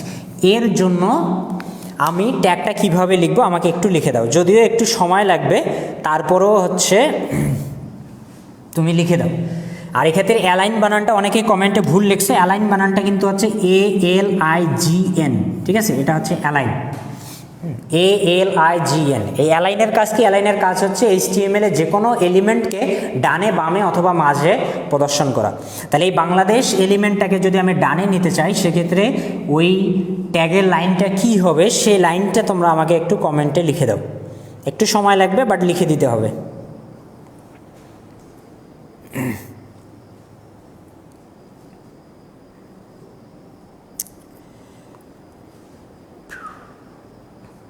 আর তোমাদের আইসিটি বস অফিসিয়াল যে গ্রুপটা করে দেওয়া হয়েছে, এই গ্রুপে তোমরা বেশি বেশি মেম্বার ইনভাইট করো। তোমরা 1K মেম্বার পূরণ হলে তোমাদের জন্য একটা বিগ সারপ্রাইজ আছে।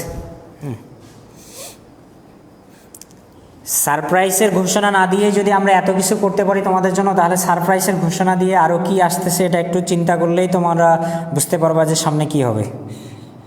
আচ্ছা, স্ল্যাশগুলো একটু উল্টাপাল্টা করে দিছো। স্ল্যাশ হবে ফরওয়ার্ড স্ল্যাশ, এই যে এইদিকে এভাবে হবে, এই স্ল্যাশটা ব্যবহার করতে হবে। সেলিম ইসলাম, তোমার স্ল্যাশটা ভুল আস, টাইপিং মিস্টেক হলে ওকে, বাট যেটা রাইট ওটা ক্লিয়ার থাকতে হবে আর কি।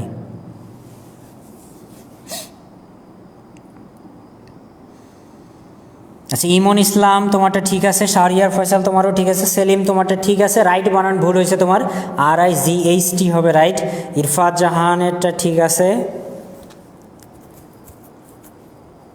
MST মিলি বলছো অ্যালাইন রাইট। অ্যালাইন রাইট আমরা সবাই জানি, বাট আমি জানতে চাইছিলাম যে পুরো সিনটেক্সটা কি সেটা তুমি শিখলা কিনা, কারণ এটা কিন্তু MCQ-তে আসবে। এভাবে বলতে পারে যে বাংলাদেশ লেখাটিকে ডানে নেয়ার জন্য নিচের সঠিক ট্যাগ কোনটি, তখন তোমাকে বিভিন্নভাবে অনেক কিছু দিবে, সেখান থেকে সঠিকটা কিন্তু তোমাকে দাগাইতে হবে। এই কারণে ট্যাগ লেখার নিয়মটাও জানতে হবে। যদিও আমরা এখানে HSC-র মতো সৃজনশীলের অ্যান্সার করব না, বাট আমাকে যেটুকু অংশ স্পষ্টভাবে জানা প্রয়োজন সেটা কিন্তু স্পষ্টভাবে শিখে রাখতে হবে, ঠিক আছে? আচ্ছা, মেহেদি হাসানেরও ঠিক আছে। আচ্ছা, মোটামুটি সবারই ঠিক আছে, সবাই পারবা। তাহলে আমরা অ্যাট্রিবিউটটা শিখে গেলাম। অ্যাট্রিবিউট শিখে গেলে এখন সামনের অংশগুলো তোমাদের জন্য অনেক ইজি হবে, কারণ আমরা প্রতিটা ট্যাগের মধ্যেই এখন অ্যাট্রিবিউট ব্যবহার করব। তো আমরা এখন যেটা শিখব সেটা হচ্ছে ইমেজ কিভাবে প্রদর্শন করতে হয়, ওয়েব পেজে কিভাবে ইমেজ প্রদর্শন করতে হয়। আচ্ছা, ইমেজ প্রদর্শনের জন্য কোন ট্যাগ হইতে পারে একটু চিন্তা করে দেখি, পারার কথা তোমাদের। এই যে আমি এখন ওয়েব পেজে ইমেজ প্রদর্শন করতে চাচ্ছি, তো ওয়েব পেজে ইমেজ প্রদর্শন করার জন্য আমরা কোন ট্যাগটার সাহায্য নিতে পারি? হ্যাঁ বলো দেখি পারবা তোমরা, এর আগেও আমরা এই ট্যাগটা সম্বন্ধে জানছি। আচ্ছা বলছিলাম যে স্ল্যাশগুলো ঠিকভাবে ব্যবহার করতে হবে। সামিয়া জামান আপনার স্ল্যাশ ভুল হয়েছে, স্ল্যাশটা হবে এই দিকে যেটা আছে এটাকে বলা হয় ফরওয়ার্ড স্ল্যাশ, আর এভাবে যেটা দিচ্ছেন এটাকে বলা হয় ব্যাক স্ল্যাশ। তো ব্যাক স্ল্যাশ ব্যবহার করা হয় হচ্ছে প্রোগ্রামিংয়ে, আর ফরওয়ার্ড স্ল্যাশ ব্যবহার করা হয় হচ্ছে HTML-এ। আমাদেরকে HTML-এ এই স্ল্যাশটা ব্যবহার করতে হবে, ঠিক আছে? তো ইমেজ প্রদর্শনে কোন ট্যাগ ব্যবহার করা হয় বলেন? আচ্ছা সবাই বলছো হচ্ছে ইমেজ প্রদর্শনে হচ্ছে IMG ট্যাগ ব্যবহার করা। IMG কোন ট্যাগ? এই IMG যে ট্যাগটার কথা বললাম ইমেজ প্রদর্শনের জন্য, এই IMG ট্যাগটা কোন ধরনের ট্যাগ? এই IMG ট্যাগটা কোন ধরনের ট্যাগ? ইমেজ প্রদর্শনে আমরা IMG ট্যাগটা ব্যবহার করব। তো এই IMG ট্যাগটা কোন ধরনের ট্যাগ বলো? IMG ট্যাগটা বলছে এমটি ট্যাগ, ঠিক আছে তোমাদের। এখন মনে করো একটা ইমেজ আছে যার নাম হচ্ছে photo.jpg। তো আমরা যদি এই photo.jpg ইমেজটা ওয়েব পেজে প্রদর্শন করতে চাই, ওয়েব পেজে প্রদর্শন করার মানেটা আগে বুঝো। মনে করো এই photo.jpg এই ইমেজটা তোমার ল্যাপটপ বা কম্পিউটারের যে হার্ড ডিস্ক সেই হার্ড ডিস্কে আছে। এখন তোমার হার্ড ডিস্কে থাকলে কেউ কি ওই ইমেজটা দেখতে পারবে? তোমার ফোনে যে গ্যালারিতে যে ইমেজগুলো আছে সেগুলোকে আমি এখন এখান থেকে দেখতে পারবো? এটা কিন্তু দেখতে পারবো না। কারো ফোনে বা কারো ডিভাইসের যেগুলো ডিভাইসের অন্তর্ভুক্ত হার্ড ডিস্কে বা মেমোরিতে আছে সেটা কিন্তু কখনোই দেখতে পারবো না। মানুষ কখন দেখতে পারবে? যখন সেটা ইন্টারনেটে প্রকাশ করা হবে বা পাবলিশ করা হবে বা ওয়েব পেজে প্রকাশ করা হবে, তখন কিন্তু সেটা দেখতে পারবে। এখন মনে করো তোমার ওয়েব পেজে তুমি কিছু ইমেজ দেখাইতে চাচ্ছ, এখন সেটা তোমার হার্ড ডিস্কে থাকলে তো কেউ দেখতে পারবে না। এই কারণে তোমাকে কোথায় প্রদর্শন করতে হবে? ওয়েব পেজে বা ওয়েবসাইটে প্রদর্শন করতে হবে। আর কোনো একটা ইমেজ ওয়েব পেজে বা ওয়েবসাইটে প্রদর্শন করার জন্য আমরা যে ট্যাগটা ব্যবহার করব তার নাম হচ্ছে IMG। তাহলে ওয়েব পেজে ইমেজ প্রদর্শন করা এর মানেটা আশা করি তোমরা বুঝতে পারছো যে এই ইমেজটা আছে আমার হার্ড ড্রাইভে বা হার্ড ডিস্কে, সেখান থেকে আমি সেটাকে কোথায় প্রদর্শন করতে চাচ্ছি? ওয়েব পেজে। আর এই ওয়েব পেজে তো এমনি এমনি টানে নিয়ে যায় সারে দিলে কি হবে? হবে না। এটা আনার জন্য কোন ট্যাগ ব্যবহার করতে হবে? ইমেজ ট্যাগ ব্যবহার করতে হবে। তো আসো ব্যবহারটা আমরা দেখি। তো যেহেতু আমাকে এখানে একটা ইমেজ প্রদর্শন করতে বলছে, তাহলে ইমেজ প্রদর্শনের জন্য আমরা যে ট্যাগটা ব্যবহার করব তার নাম হচ্ছে IMG। ইমেজ প্রদর্শনে আমরা কোন ট্যাগটা ব্যবহার করব? IMG। তো একটা IMG ট্যাগ ব্যবহার করে আমরা কয়টা ইমেজ দেখাইতে পারবো? একটা ইমেজ দেখাইতে পারবো, বাট আমাদের ফাইল বা ফোল্ডারে কিন্তু একই সাথে অনেকগুলো ইমেজ থাকতে পারে। সেখান থেকে আমি কোন ইমেজটা ওয়েব পেজে শো করাইতে যাচ্ছি সেটা কিন্তু আমাকে নির্দিষ্ট করে দিতে হবে। আর নির্দিষ্ট করার জন্য কি ব্যবহার করা হয়? অ্যাট্রিবিউট ব্যবহার করা হয়। অ্যাট্রিবিউটের কয়টা অংশ বলো দেখি? অ্যাট্রিবিউটের অংশ কয়টা এবং কি কি বলেন? অ্যাট্রিবিউটটা স্পষ্ট থাকতে হবে, প্রতিটা ট্যাগেই আমাদের এখন অ্যাট্রিবিউট লাগবে। তো অ্যাট্রিবিউটের অংশ কয়টি এবং কি কি?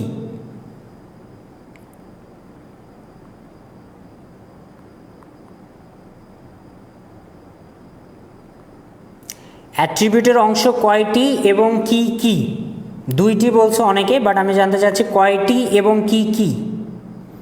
আচ্ছা দুইটা, অনেকে বলছে একটা নেম আর একটা হচ্ছে ভ্যালু। নিহার আহমেদ, ইমন, সাথী, মেহেদি হাসান, ইরফাত জাহান, কনারাই, সেলিম সবাই বলছো দুইটা, একটা হচ্ছে নেম আর একটা চল। তো ইমেজ প্রদর্শনের জন্য আমরা যে অ্যাট্রিবিউট নেমটা ব্যবহার করব তার নাম হচ্ছে SRC।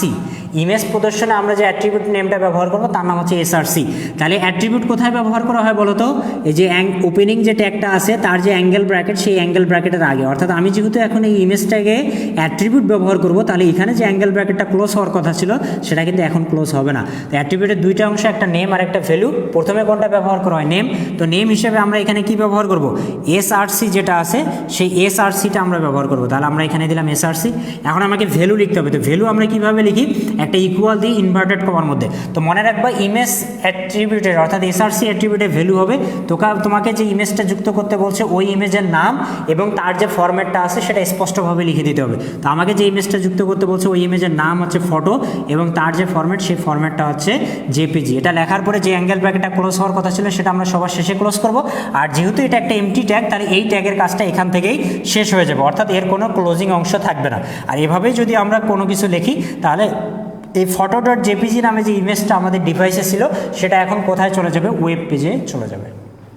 তা পুরো বিষয়টা আমি আরেকবার একটু রিভিউ করে দিচ্ছি। দেখো, ওয়েব পেজে ইমেজ প্রদর্শনের জন্য আমরা কোন ট্যাগটা ব্যবহার করব? IMG।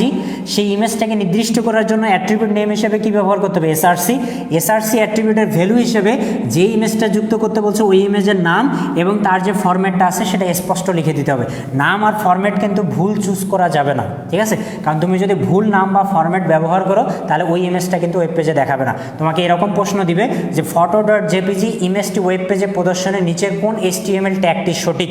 তখন বিভিন্ন ধরনের অপশন দিবে, কোনোটাতে মনে করো এই এসআরসিটা দেয়া থাকবে না, অ্যালাইন দেয়া থাকবে, কোনোটাতে মনে করো ইনভার্টেড কমাটা দেয়া থাকবে না, কোনোটাতে মনে করো পিকচারের নাম ভুল, ফটো দেয়া আছে কিন্তু তোমাকে আলাদা একটা নাম দিল, আবার কখনো মনে করো তোমার নাম ঠিক রাখবে, আবার তোমার ফরম্যাট যেটা সেটা জেপিজি না দিয়ে কি দিয়ে জেপিইজি দিয়ে দিবে। তখন এই বিষয়গুলো কিন্তু তোমাকে খেয়াল রাখতে হবে, ঠিক আছে?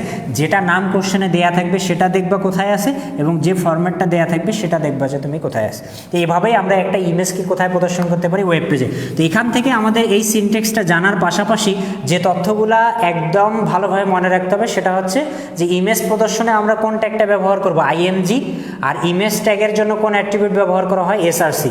নির্দিষ্ট ট্যাগের জন্য নির্দিষ্ট অ্যাট্রিবিউট। তোমাকে যদি জিজ্ঞেস করে যে ইমেজ ট্যাগের অ্যাট্রিবিউট নিচের কোনটি, তাহলে বলতে হবে ইমেজ ট্যাগের অ্যাট্রিবিউট হচ্ছে এসআরসি। ইমেজ ট্যাগের অ্যাট্রিবিউট এসআরসি এর মানে হচ্ছে এই এসআরসি অ্যাট্রিবিউটটা ইমেজ ট্যাগ বাদে আর অন্য কোথাও ব্যবহার করা যাবে না।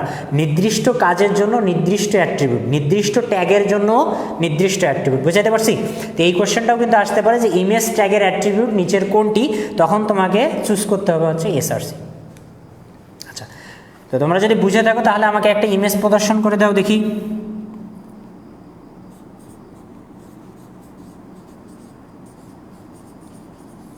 আমি যদি এই নামে একটা ইমেজ ওয়েব পেজে প্রদর্শন করতে চাই তাহলে তার জন্য সঠিক HTML ট্যাগটা কি হবে আমাকে সেটা একটু লিখে দাও।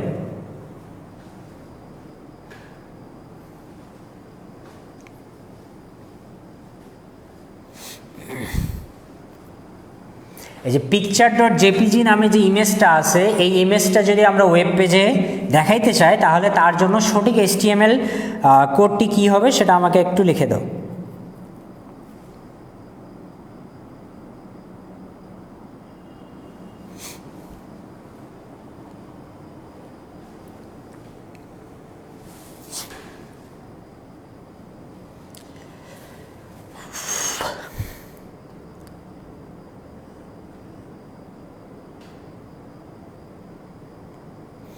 আচ্ছা, ইমন এসআরসি এর পরে একটা ইকুয়াল হবে, ইকুয়ালটা মিস গেছে তোমার।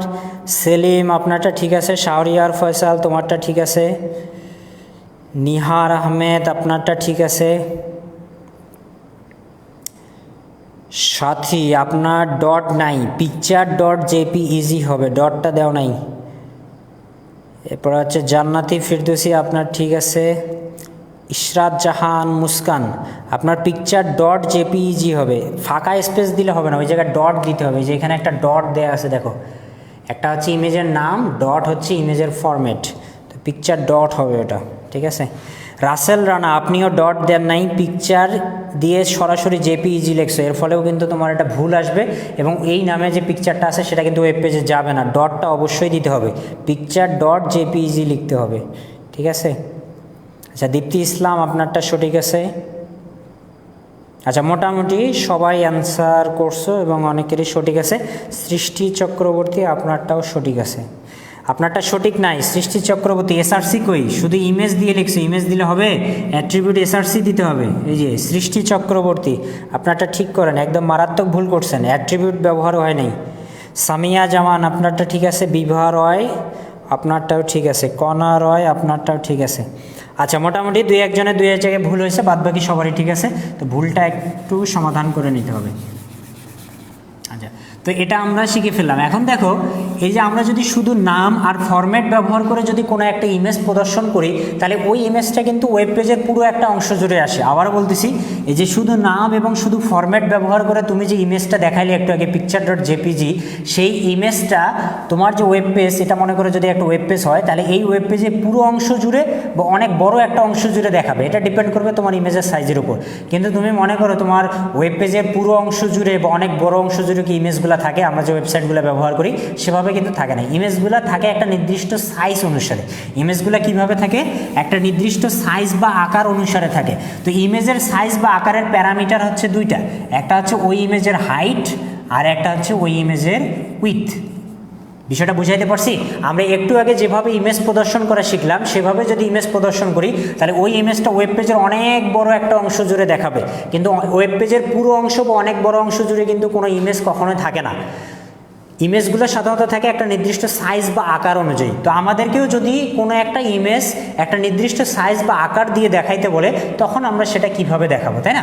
তো তখন সেটা দেখানোর জন্য মনে করো আমরা এবার একটা সেলফি তুলি, একটা পিকচার নিলাম সেলফি এবং তার ফরম্যাট নিলাম মনে করো .png।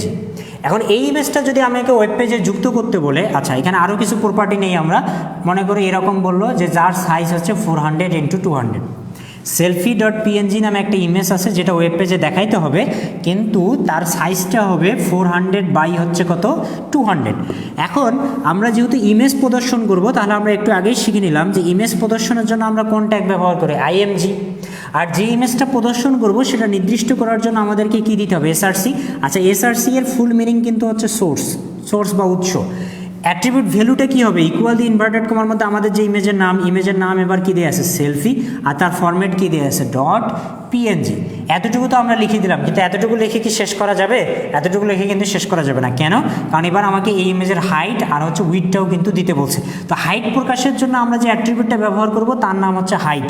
তো একটা ট্যাগের মধ্যে যে একটাই অ্যাট্রিবিউট ব্যবহার করা যায় তা কিন্তু না, আমরা চাইলে একটা ট্যাগের মধ্যে অসংখ্য অ্যাট্রিবিউট ব্যবহার করতে পারি। তো src অ্যাট্রিবিউট ব্যবহারের পর আমরা এখন কোন অ্যাট্রিবিউটটা ব্যবহার করব, হচ্ছে হাইট অ্যাট্রিবিউট ব্যবহার করব। এবং হাইট অ্যাট্রিবিউটের ভ্যালু এখানে কত দিতে হবে, যেখানে কত দেওয়া আছে ভ্যালু 400, তোমার কোশ্চেনে যেটা উল্লেখ করা থাকবে তোমাকে সেটা দিতে হবে। তো পাশে আর জায়গাটাই আমি নিচে লিখতেছি। এরপরে উইথ এর জন্য আমাদের কোন অ্যাট্রিবিউট ব্যবহার করতে হবে, উইথ। আর এই অ্যাট্রিবিউটের ভ্যালু কোশ্চেনে কত দেওয়া আছে 200, তাহলে আমরা এখানে দিব 200। এই যে সবগুলো অ্যাট্রিবিউট ব্যবহার শেষে যে অ্যাঙ্গেল ব্র্যাকেটটা এখানে ক্লোজ হওয়ার কথা ছিল সেটা ফাইনালি সবার শেষে যায় ক্লোজ হয়ে যাবে। আচ্ছা পুরো বিষয়টা আবারও বলতেছি, দেখো যেহেতু একটা ইমেজ দেখাইতে বলছে তাহলে আমরা কি ব্যবহার করবো, img। যে ইমেজটা দেখাইতে বলছে সেটা নির্দিষ্ট করার জন্য অ্যাট্রিবিউট হিসেবে নিব src অ্যাট্রিবিউটের ভ্যালু হিসেবে আমাদের যে ইমেজটা দিচ্ছে সেটা আমরা লিখে দিব। এখন এই ইমেজের একটা প্রপার্টি দেওয়া আছে হাইট, একটা প্রপার্টি দেওয়া আছে উইথ। তো হাইট প্রকাশের জন্য অ্যাট্রিবিউট নেম হিসেবে ব্যবহার করতে হবে হাইট। এক্ষেত্রে হাইট বানানো হচ্ছে HEIGHT, এবং এই হাইটের ভ্যালু কোশ্চেনে যেটা দেওয়া থাকবে সেটাই দিতে হবে। এখানে 400 দেওয়া আছে, তোমাকে 400 দিতে হবে। আর উইথ দেওয়ার জন্য আমরা অ্যাট্রিবিউট হিসেবে কী ব্যবহার করব, উইথ, যার বানানো হচ্ছে WIDTH। উইথ হিসেবে কোশ্চেনে যে ভ্যালুটা দেওয়া থাকবে সেটাই। এভাবে যদি আমরা ইমেজটা প্রদর্শন করি তাহলে এই ইমেজটা হাইটে আসবে 400 পিক্সেল, আর উইথে সেটা যাবে কত 200। এরপরে সে ওয়েব পেজে একটা নির্দিষ্ট সাইজ বা আকার অনুযায়ী প্রদর্শিত হবে। তো এভাবে তোমাকে কোশ্চেনে কিন্তু কোনো একটা সাইজ উল্লেখ করেও কিভাবে সেটা ওয়েব পেজে দেখানো যায় সেটাও কিন্তু বলতে পারে, ঠিক আছে? তো আমরা এটা শিখে নিলাম। তো এটা তো আমরা শিখলাম, এখন আপনারা আমাকে একটু শিখান। সেটা হচ্ছে এই নামে একটা ফটো আছে,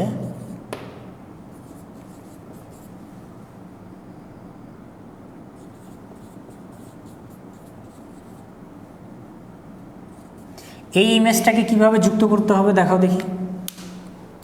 একটু বেশি লিখতে হচ্ছে, সমস্যা নাই, বাট তুমি এখনই প্র্যাকটিস করে নাও, তাহলে আমি তোমারটা দেখে বলতে পারবো যে তুমি বিষয়টা সঠিক লিখছো নাকি ভুল লিখছো। আর এতটুকু লিখতে কোনো সমস্যা হওয়ার কথা না, ঠিক আছে? অবশ্যই সবাই লিখো যে এই নামে একটা ইমেজ যার সাইজ এটা এবং এটা দেয়া আছে, তাহলে এই ইমেজটাকে ওয়েব পেজে দেখানোর জন্য সঠিক ট্যাগ কিভাবে লিখতে হবে সেটা আমাকে একটু সঠিকভাবে লিখে দেন।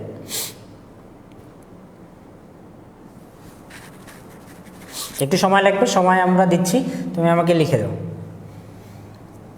বানানগুলো ঠিক রাখবে। হাইট বানান কি, হাইট বানানো হচ্ছে HEIGHT, আর উইথ বানানো হচ্ছে WIDTH, উইথ।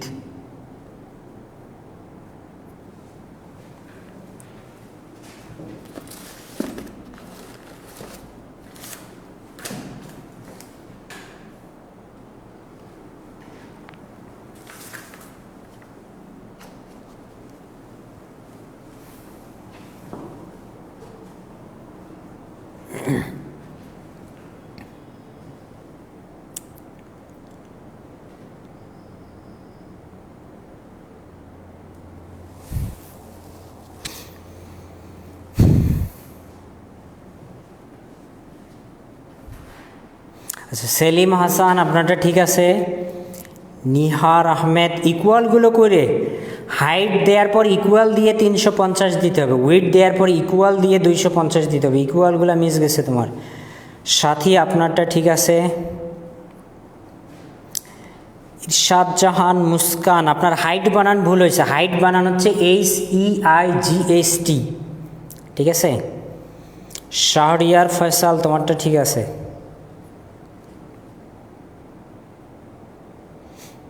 ইমন ঠিক আছে আপনারটা। রাসেল রানা, BMP এর পরে একটা ইনভার্টেড কমা, আচ্ছা দিছো, ঠিক আছে। উইথ রাসেল রানা আপনারও ওকে আছে। ইরফাত জাহান আপনারটা ঠিক আছে। জান্নাতি ফেরদৌসি আপনারটাও ঠিক আছে। বাঁধন অধিকারী আপনারটাও ঠিক আছে। মেহেদি হাসান, হাইট বানান ভুল হয়েছে তোমার, মেহেদি হাসান। আর সোর্স তো কোথা থেকে আসলো? সোর্স তো আমি এটা তোমার পরিচিতির জন্য লিখে দিছি। SRC মানে যে সোর্স বোঝায়, এটা তোমার জানার জন্য লিখছি, এটা কোডিং করার সময় লেখার তো কোনো প্রয়োজন নেই। সোর্সটা হবে না, SRC শুধু হবে, সোর্সটা হবে না। SRC মানে যে সোর্স, এটা তোমাকে জানাই দিছি, ঠিক আছে। সৃষ্টি চক্রবর্তী, হাইট বানান ভুল হয়েছে আপনাদের, হাইট বানান হচ্ছে HEIGHT। কণা রয় আপনার SCR না, SCR না, SCR হবে না, SRC হবে। সামিয়া জামান, আপনার উইথ বানান ভুল হয়ে গেছে, হাইট বানানে ই আছে কিন্তু উইথ বানানে তো ই নাই। উইথ বানান হচ্ছে WIDTS উইথ, আর হাইট বানান হচ্ছে HEIGHT।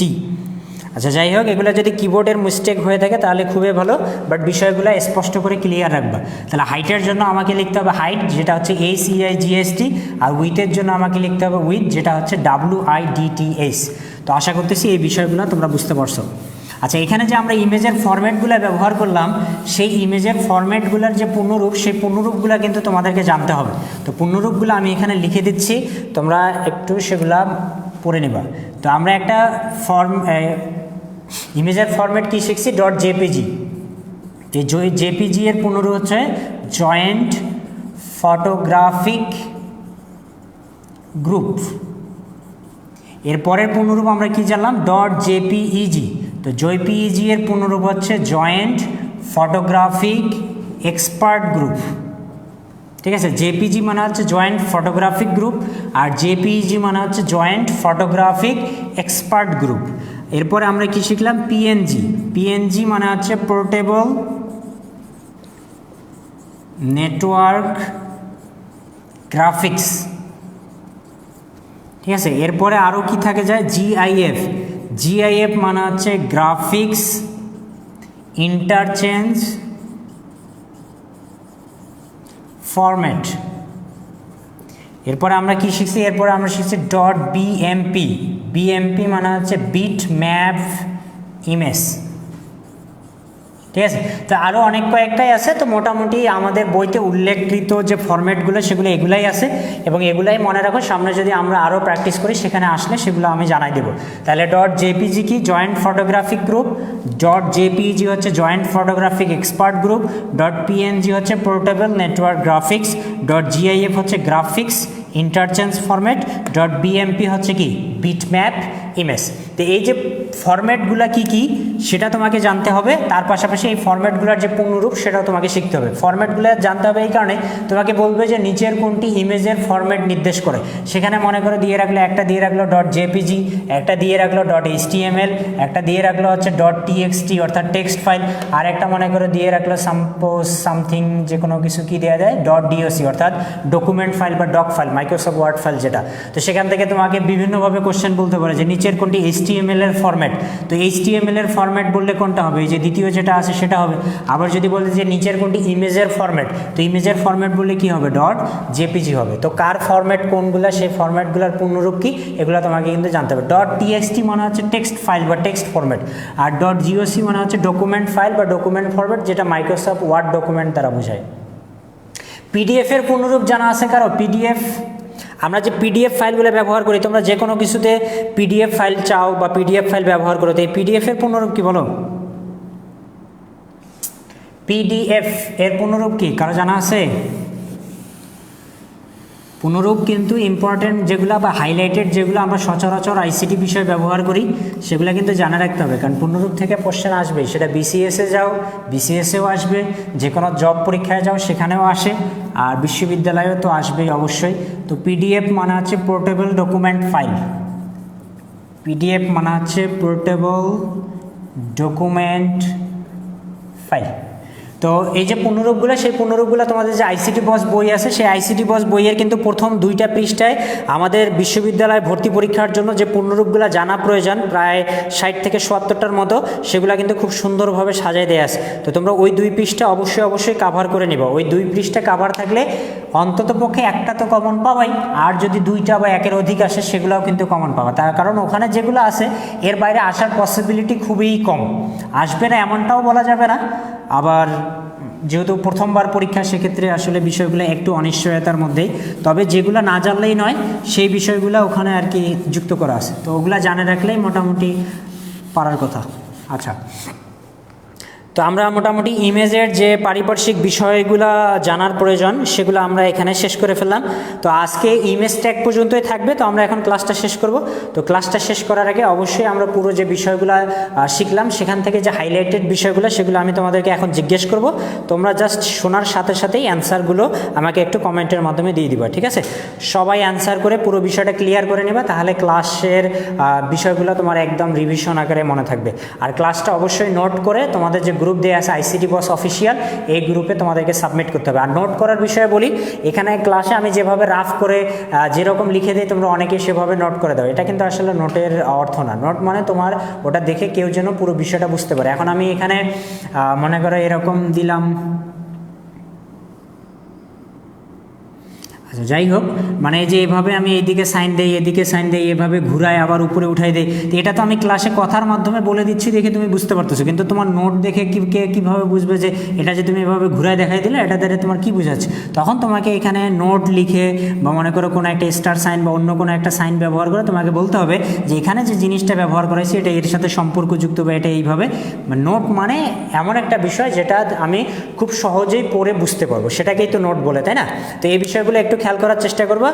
এই বিষয়গুলোর উপর বিবেচনা করে আসলে নোটের যে বিজয়ী তাকে কিন্তু পুরস্কৃত করা হবে, সেটা বিভিন্নভাবে। আচ্ছা যাই হোক, আমি এখন তোমাদেরকে কয়েকটা প্রশ্ন করি। প্রথম কথা হচ্ছে বা প্রথম প্রশ্ন হচ্ছে, প্যারাগ্রাফের জন্য কোন ট্যাগ? প্যারাগ্রাফ এর জন্য কোন ট্যাগ?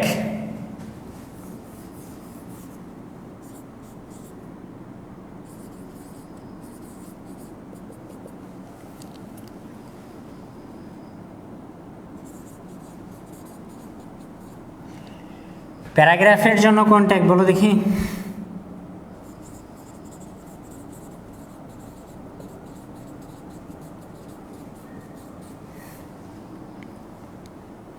তো প্যারাগ্রাফের জন্য হচ্ছে পি ট্যাগ। এই যে আমি লাইনটা লিখছি, এই লাইনের অ্যাট্রিবিউট ভ্যালু কোনটা? এই যে লাইনটা লিখছি এই লাইনের অ্যাট্রিবিউট ভ্যালু কোনটি বলো তো?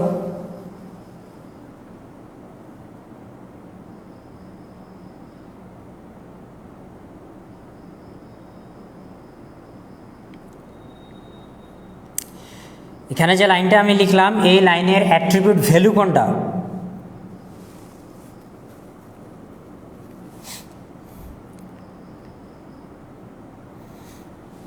আচ্ছা, ইমন বলছো সেন্টার, বাঁধন অধিকারী বলছো ঢাকা ইউনিভার্সিটি।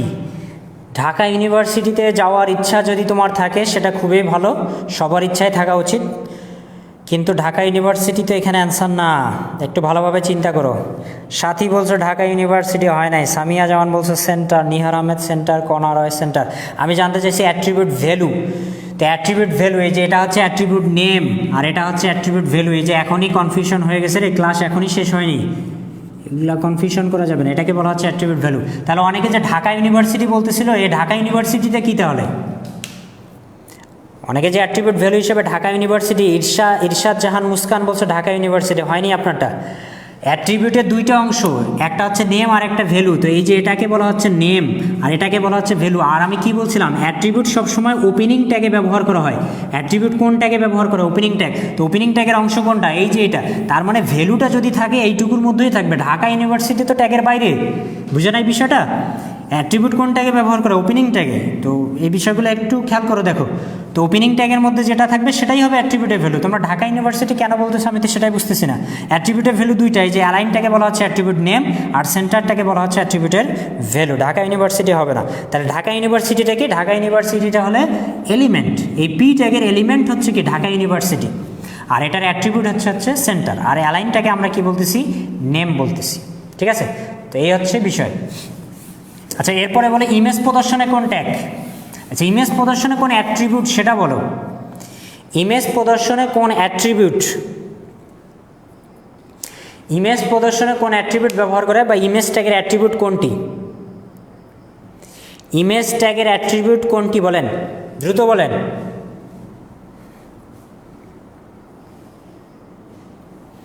আচ্ছা, সবাই বলতে হচ্ছে ইমেজ ট্যাগের অ্যাট্রিবিউট হচ্ছে এসআরসি। তাহলে ইমেজ ট্যাগের জন্য আমরা কোন অ্যাট্রিবিউট ব্যবহার করি? এসআরসি। আর এসআরসি এর পূর্ণরূপ কি? এসআরসি এর পূর্ণরূপ হচ্ছে সোর্স। এরপরে বলো সব থেকে বড় হেডিং ট্যাগ কোনটি? সব থেকে বড় হেডিং ট্যাগ কোনটি? সব থেকে বড় হেডিং ট্যাগ কোনটি?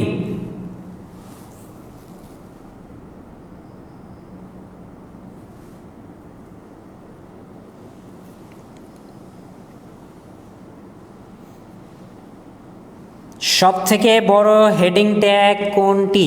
সব থেকে বড় হেডিং ট্যাগ হচ্ছে H1। সবচেয়ে বড় হেডিং ট্যাগ হচ্ছে H1। তাহলে সবচেয়ে ছোট কোনটা?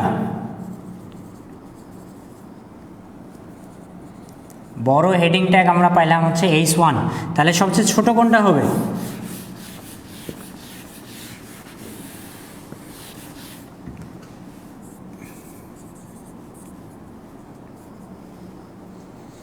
সবচেয়ে বড় H1 আর সবচেয়ে ছোট হচ্ছে H6।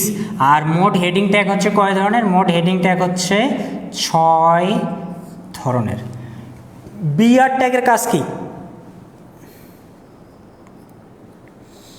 বিআর ট্যাগের কাজ কি?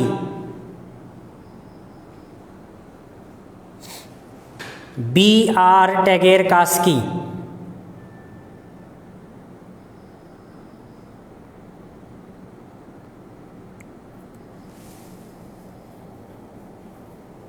ইফাত জাহান বলছো লাইন ব্রেক, সাথী বলছো লাইন ব্রেক করা, সামিয়া জামান লাইন ব্রেক, রাসেল। আচ্ছা, বিআর ট্যাগের কাজ তাহলে হচ্ছে লাইন ব্রেক করা। এইচআর এর পূর্ণরূপ কি বলেন? যে এইচআর নামে যে ট্যাগটা আছে, এই এইচআর এর পূর্ণরূপ কি বলেন? এইচআর নামে যে ট্যাগটা আছে সেই এইচআর ট্যাগের পূর্ণরূপ কি?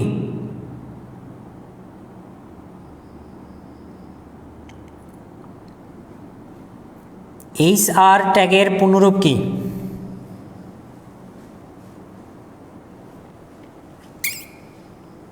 দ্রুত বলো। তো সাথী বলছো হরিজন্টাল রুল বা রোল। আচ্ছা, হরিজন্টাল রোল বললেও হবে, রুল বললেও হবে, দুইটা মানে আসলে একই।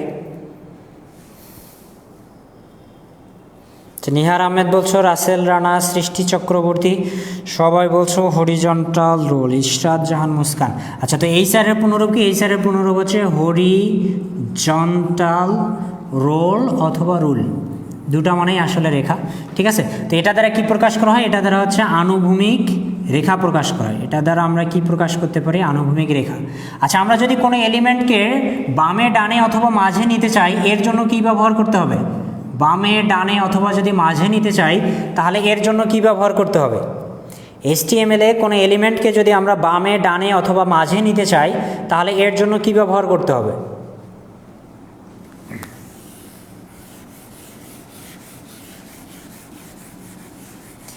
HTML-এ কোনো এলিমেন্টকে যদি আমরা বামে ডানে মাঝে নিতে চাই তাহলে এর জন্য কি ব্যবহার করতে হবে?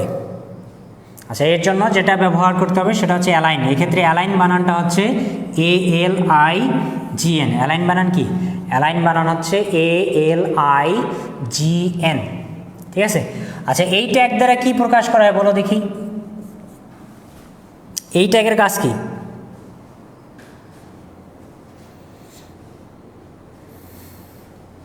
এখানে যে ট্যাগটা উল্লেখ করে দেয়া আছে এই ট্যাগের কাজ কি? এই ট্যাগ দ্বারা HTML-এ কি কাজ করা হয়?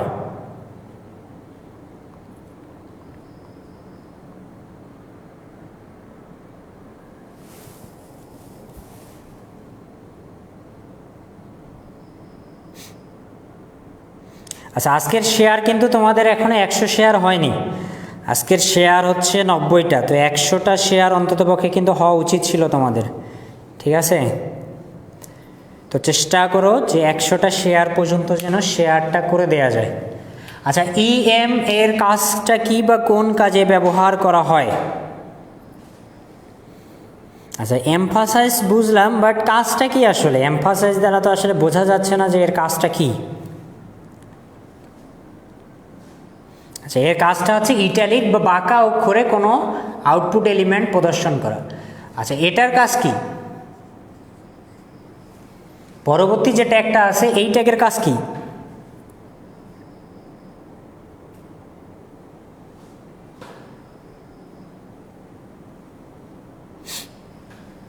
আচ্ছা, ইএম এর কাজ আমরা জানলাম হচ্ছে ইটালিক। এখন বলো আইএনএস, এই ট্যাগটা যদি আমরা ব্যবহার করি তাহলে আমরা এইচটিএমএল এ কী ধরনের কাজ করতে পারি?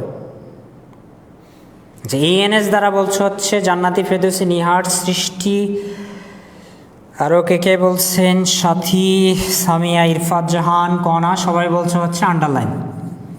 এটার কাজ হচ্ছে আন্ডারলাইন করা। আচ্ছা, বোল্ডের জন্য আরেকটা কোন ট্যাগ ব্যবহার করা হয়? বোল্ডের জন্য একটা ট্যাগের নাম আমরা জানি বি বাদে আর কোন ট্যাগ ব্যবহার করে আমরা বোল্ড করতে পারি?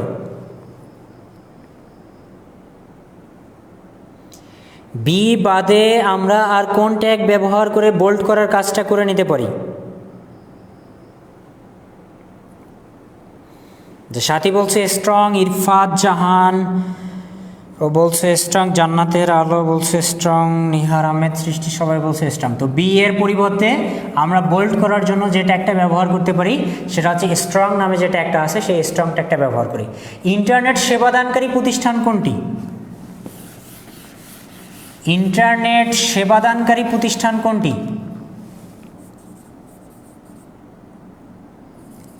ইন্টারনেট সেবাদানকারী প্রতিষ্ঠানের নাম কি?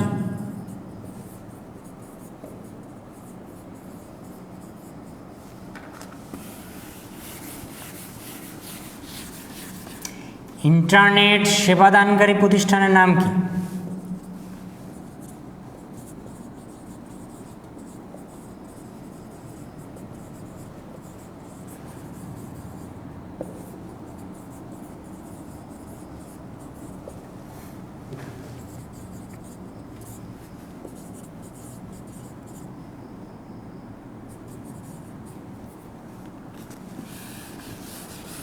ইন্টারনেট সেবাদানকারী প্রতিষ্ঠানের নাম কি রে?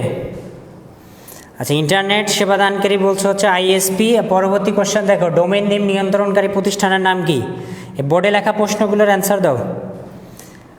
আচ্ছা, ডোমেইন নেম বলছো ICANN, রাসেল জানা, ইরফাত জাহান বলছো ICANN, সামিয়া জামান বলছো আইসি, বাঁধন অধিকারী বলছো ISP, ICANN সবার অ্যান্সারটা আছে। তাহলে ইন্টারনেট সেবাদানকারী প্রতিষ্ঠান হচ্ছে ISP, অর্থাৎ internet service provider.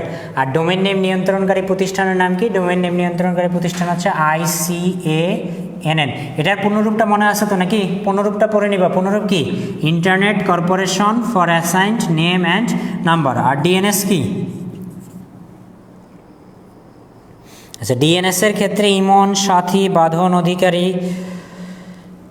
Nihar Ahmed সবাই বলছে হচ্ছে ডিএনএস মানে হচ্ছে ডোমেইন নেম সিস্টেম, ঠিক আছে? আচ্ছা, এরপরে এই প্রশ্নগুলো গেল। তো এগুলো আমাদের এর আগের, কিন্তু এগুলো বরাবরই মনে রাখতে হবে। এগুলো কেন বারবার রিপিট করাচ্ছে সেটা যেদিন পরীক্ষার হলে যায় বসবেন সেদিন বুঝতে পারবেন। এই বোর্ডে আমি প্রশ্নগুলো লিখে দিচ্ছি, তোমরা ঝটপট এগুলোর অ্যান্সার করতে থাকো, তাহলে দ্রুত হবে। আমি একবারে অ্যান্সারগুলো দেখে নেব, সমস্যা নেই।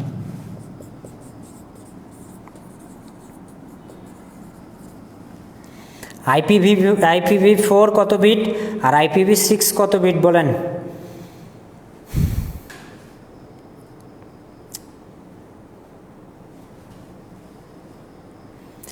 IPv4 কত বিট আর হচ্ছে IPv6 কত বিট? আচ্ছা, তো সবাই বলছো IPv4 হচ্ছে 32 বিট। এখন বলো IPv6 কত বিট? আচ্ছা, IPv6 এর অ্যান্সারটাও আসছে। IPv6 এর অ্যান্সার হচ্ছে, IPv6টা হচ্ছে 128 বিট, ঠিক আছে? আচ্ছা, HTML যে ভাষাটা আমরা এই অধ্যায়ে শিখতেছি, এই HTML ভাষাটা কোন কাজে ব্যবহার করা হয়? HTML ভাষা কি তৈরিতে ব্যবহার করা হয়?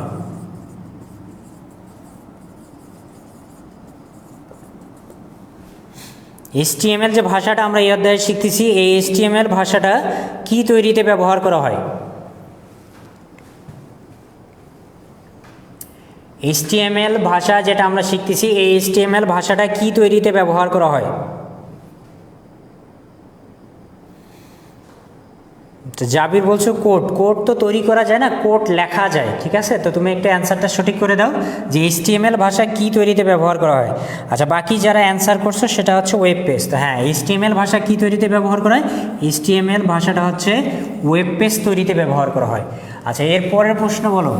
এরপরে বলা হচ্ছে URL কি? URL কি?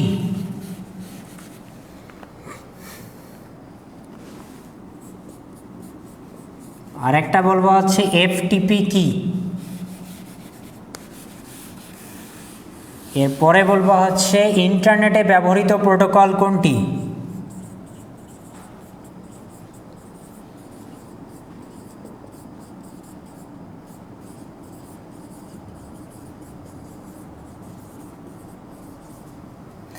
ইন্টারনেটে ব্যবহৃত প্রোটোকল কোনটি? আচ্ছা, URL এর ক্ষেত্রে অ্যান্সারটা আসলে দুইভাবে আসতে পারে, তোমাদের অনেকের কাছ থেকে দেখি কোনটা বেশি আসে। আচ্ছা, মোটামুটি দুইভাবেই সমান সমান আসতেছে। কনারয় বলছে ওয়েব অ্যাড্রেস, জান্নাতের আলো বলছে ওয়েব অ্যাড্রেস, ইমন বলছে ইউনিফর্ম বা ইউনিভার্সাল রিসোর্স লোকেটর, ইরফাত জাহান বলছে ইউনিভার্স। আচ্ছা, এটা URL যদি তোমার অপশনগুলো খেয়াল করবো, অপশন যদি এরকম থাকে যে পূর্ণরূপটা দিয়ে অপশন আছে, তাহলে অবশ্যই এর পূর্ণরূপ আমরা কি জানি? ইউনিফর্ম রিসোর্স লোকেটর জানি। আর যদি অপশনে কোথাও দেখো যে ওয়েব অ্যাড্রেস লেখা থাকে, তাহলে অবশ্যই বলতে হবে যে URL কি? URL হচ্ছে একটা ওয়েব অ্যাড্রেস। তো এটা ডিপেন্ড করবে আমাদের অপশনটা কীভাবে দেওয়া আছে তার উপর। FTP কি? FTP এর অ্যান্সারটা দেখি। আচ্ছা, FTP এর অ্যান্সার হচ্ছে ফাইল ট্রান্সফার প্রোটোকল। FTP এর অ্যান্সার বলছে ফাইল ট্রান্সফার প্রোটোকল। আর ইন্টারনেটে ব্যবহৃত প্রোটোকল কোনটি? ইন্টারনেটে ব্যবহৃত প্রোটোকল হচ্ছে আইপি। আইপি এর কিন্তু আরও একটা নাম বলে দিয়েছিলাম, সেটা মনে আছে? আইপি এর আরেকটা নাম হচ্ছে TCP। আইপি মানে হচ্ছে ইন্টারনেট প্রোটোকল, আর TCP মানে হচ্ছে কি? Transmission control protocol. TCP মানে হচ্ছে ট্রান্সমিশন কন্ট্রোল প্রোটোকল। তো আমরা মোটামুটি এই শুরু থেকে এ পর্যন্ত যা কিছু আলোচনা করছিলাম, সেগুলোর যে একদম হাইলাইটেড বিষয়, সেগুলো কিন্তু আমরা আরেকবার একটু রিভিউ করে নিলাম, এবং তোমরা সবাই সঠিক অ্যান্সার দিচ্ছ, তার মানে তোমার সবগুলো বিষয় খেয়াল আছে। তো আজকের ক্লাসটা এই পর্যন্তই থাকবে। এখন তোমাদের কাজ থাকলো দুইটা। প্রথম কাজ হচ্ছে যে ক্লাসটা হলে এটা নোটগুলো তোমাদেরকে সাবমিট করতে হবে কালকে দুপুর 12টার মধ্যে। সেখানে একজন বা দুইজনকে, এটা ডিপেন্ড করবে তোমাদের নোটের ধরনগুলো কীরকম হচ্ছে, সেখান থেকে কয়েকজনকে বিজয়ী করে গিফট তোমরা সবাই পাবা, এতে টেনশন নাই, তবে বিজয়ী 2-1জনকে করা হবে। আর সেকেন্ড কাজ হচ্ছে ICT বস যে অফিসিয়াল গ্রুপে তোমাদের অ্যাড করা হয়েছে, সেখানে তোমাদেরকে তোমাদের ফ্রেন্ড সার্কেলে তোমাদের অ্যাডমিশন ব্যাচে যারা আছে, HSC ব্যাচে যারা আছে, তাদেরকে সেখানে ইনভাইট করে অ্যাড করতে হবে। এই অ্যাডের পরিমাণটা যদি 1K মানে কি রে 1000 পরিমাণ যদি সেখানে মেম্বার হয়, তাহলে আপনাদের জন্য আরও বিশেষ কিছু সুবিধা বা বিশেষ কিছু ব্যবস্থা আছে।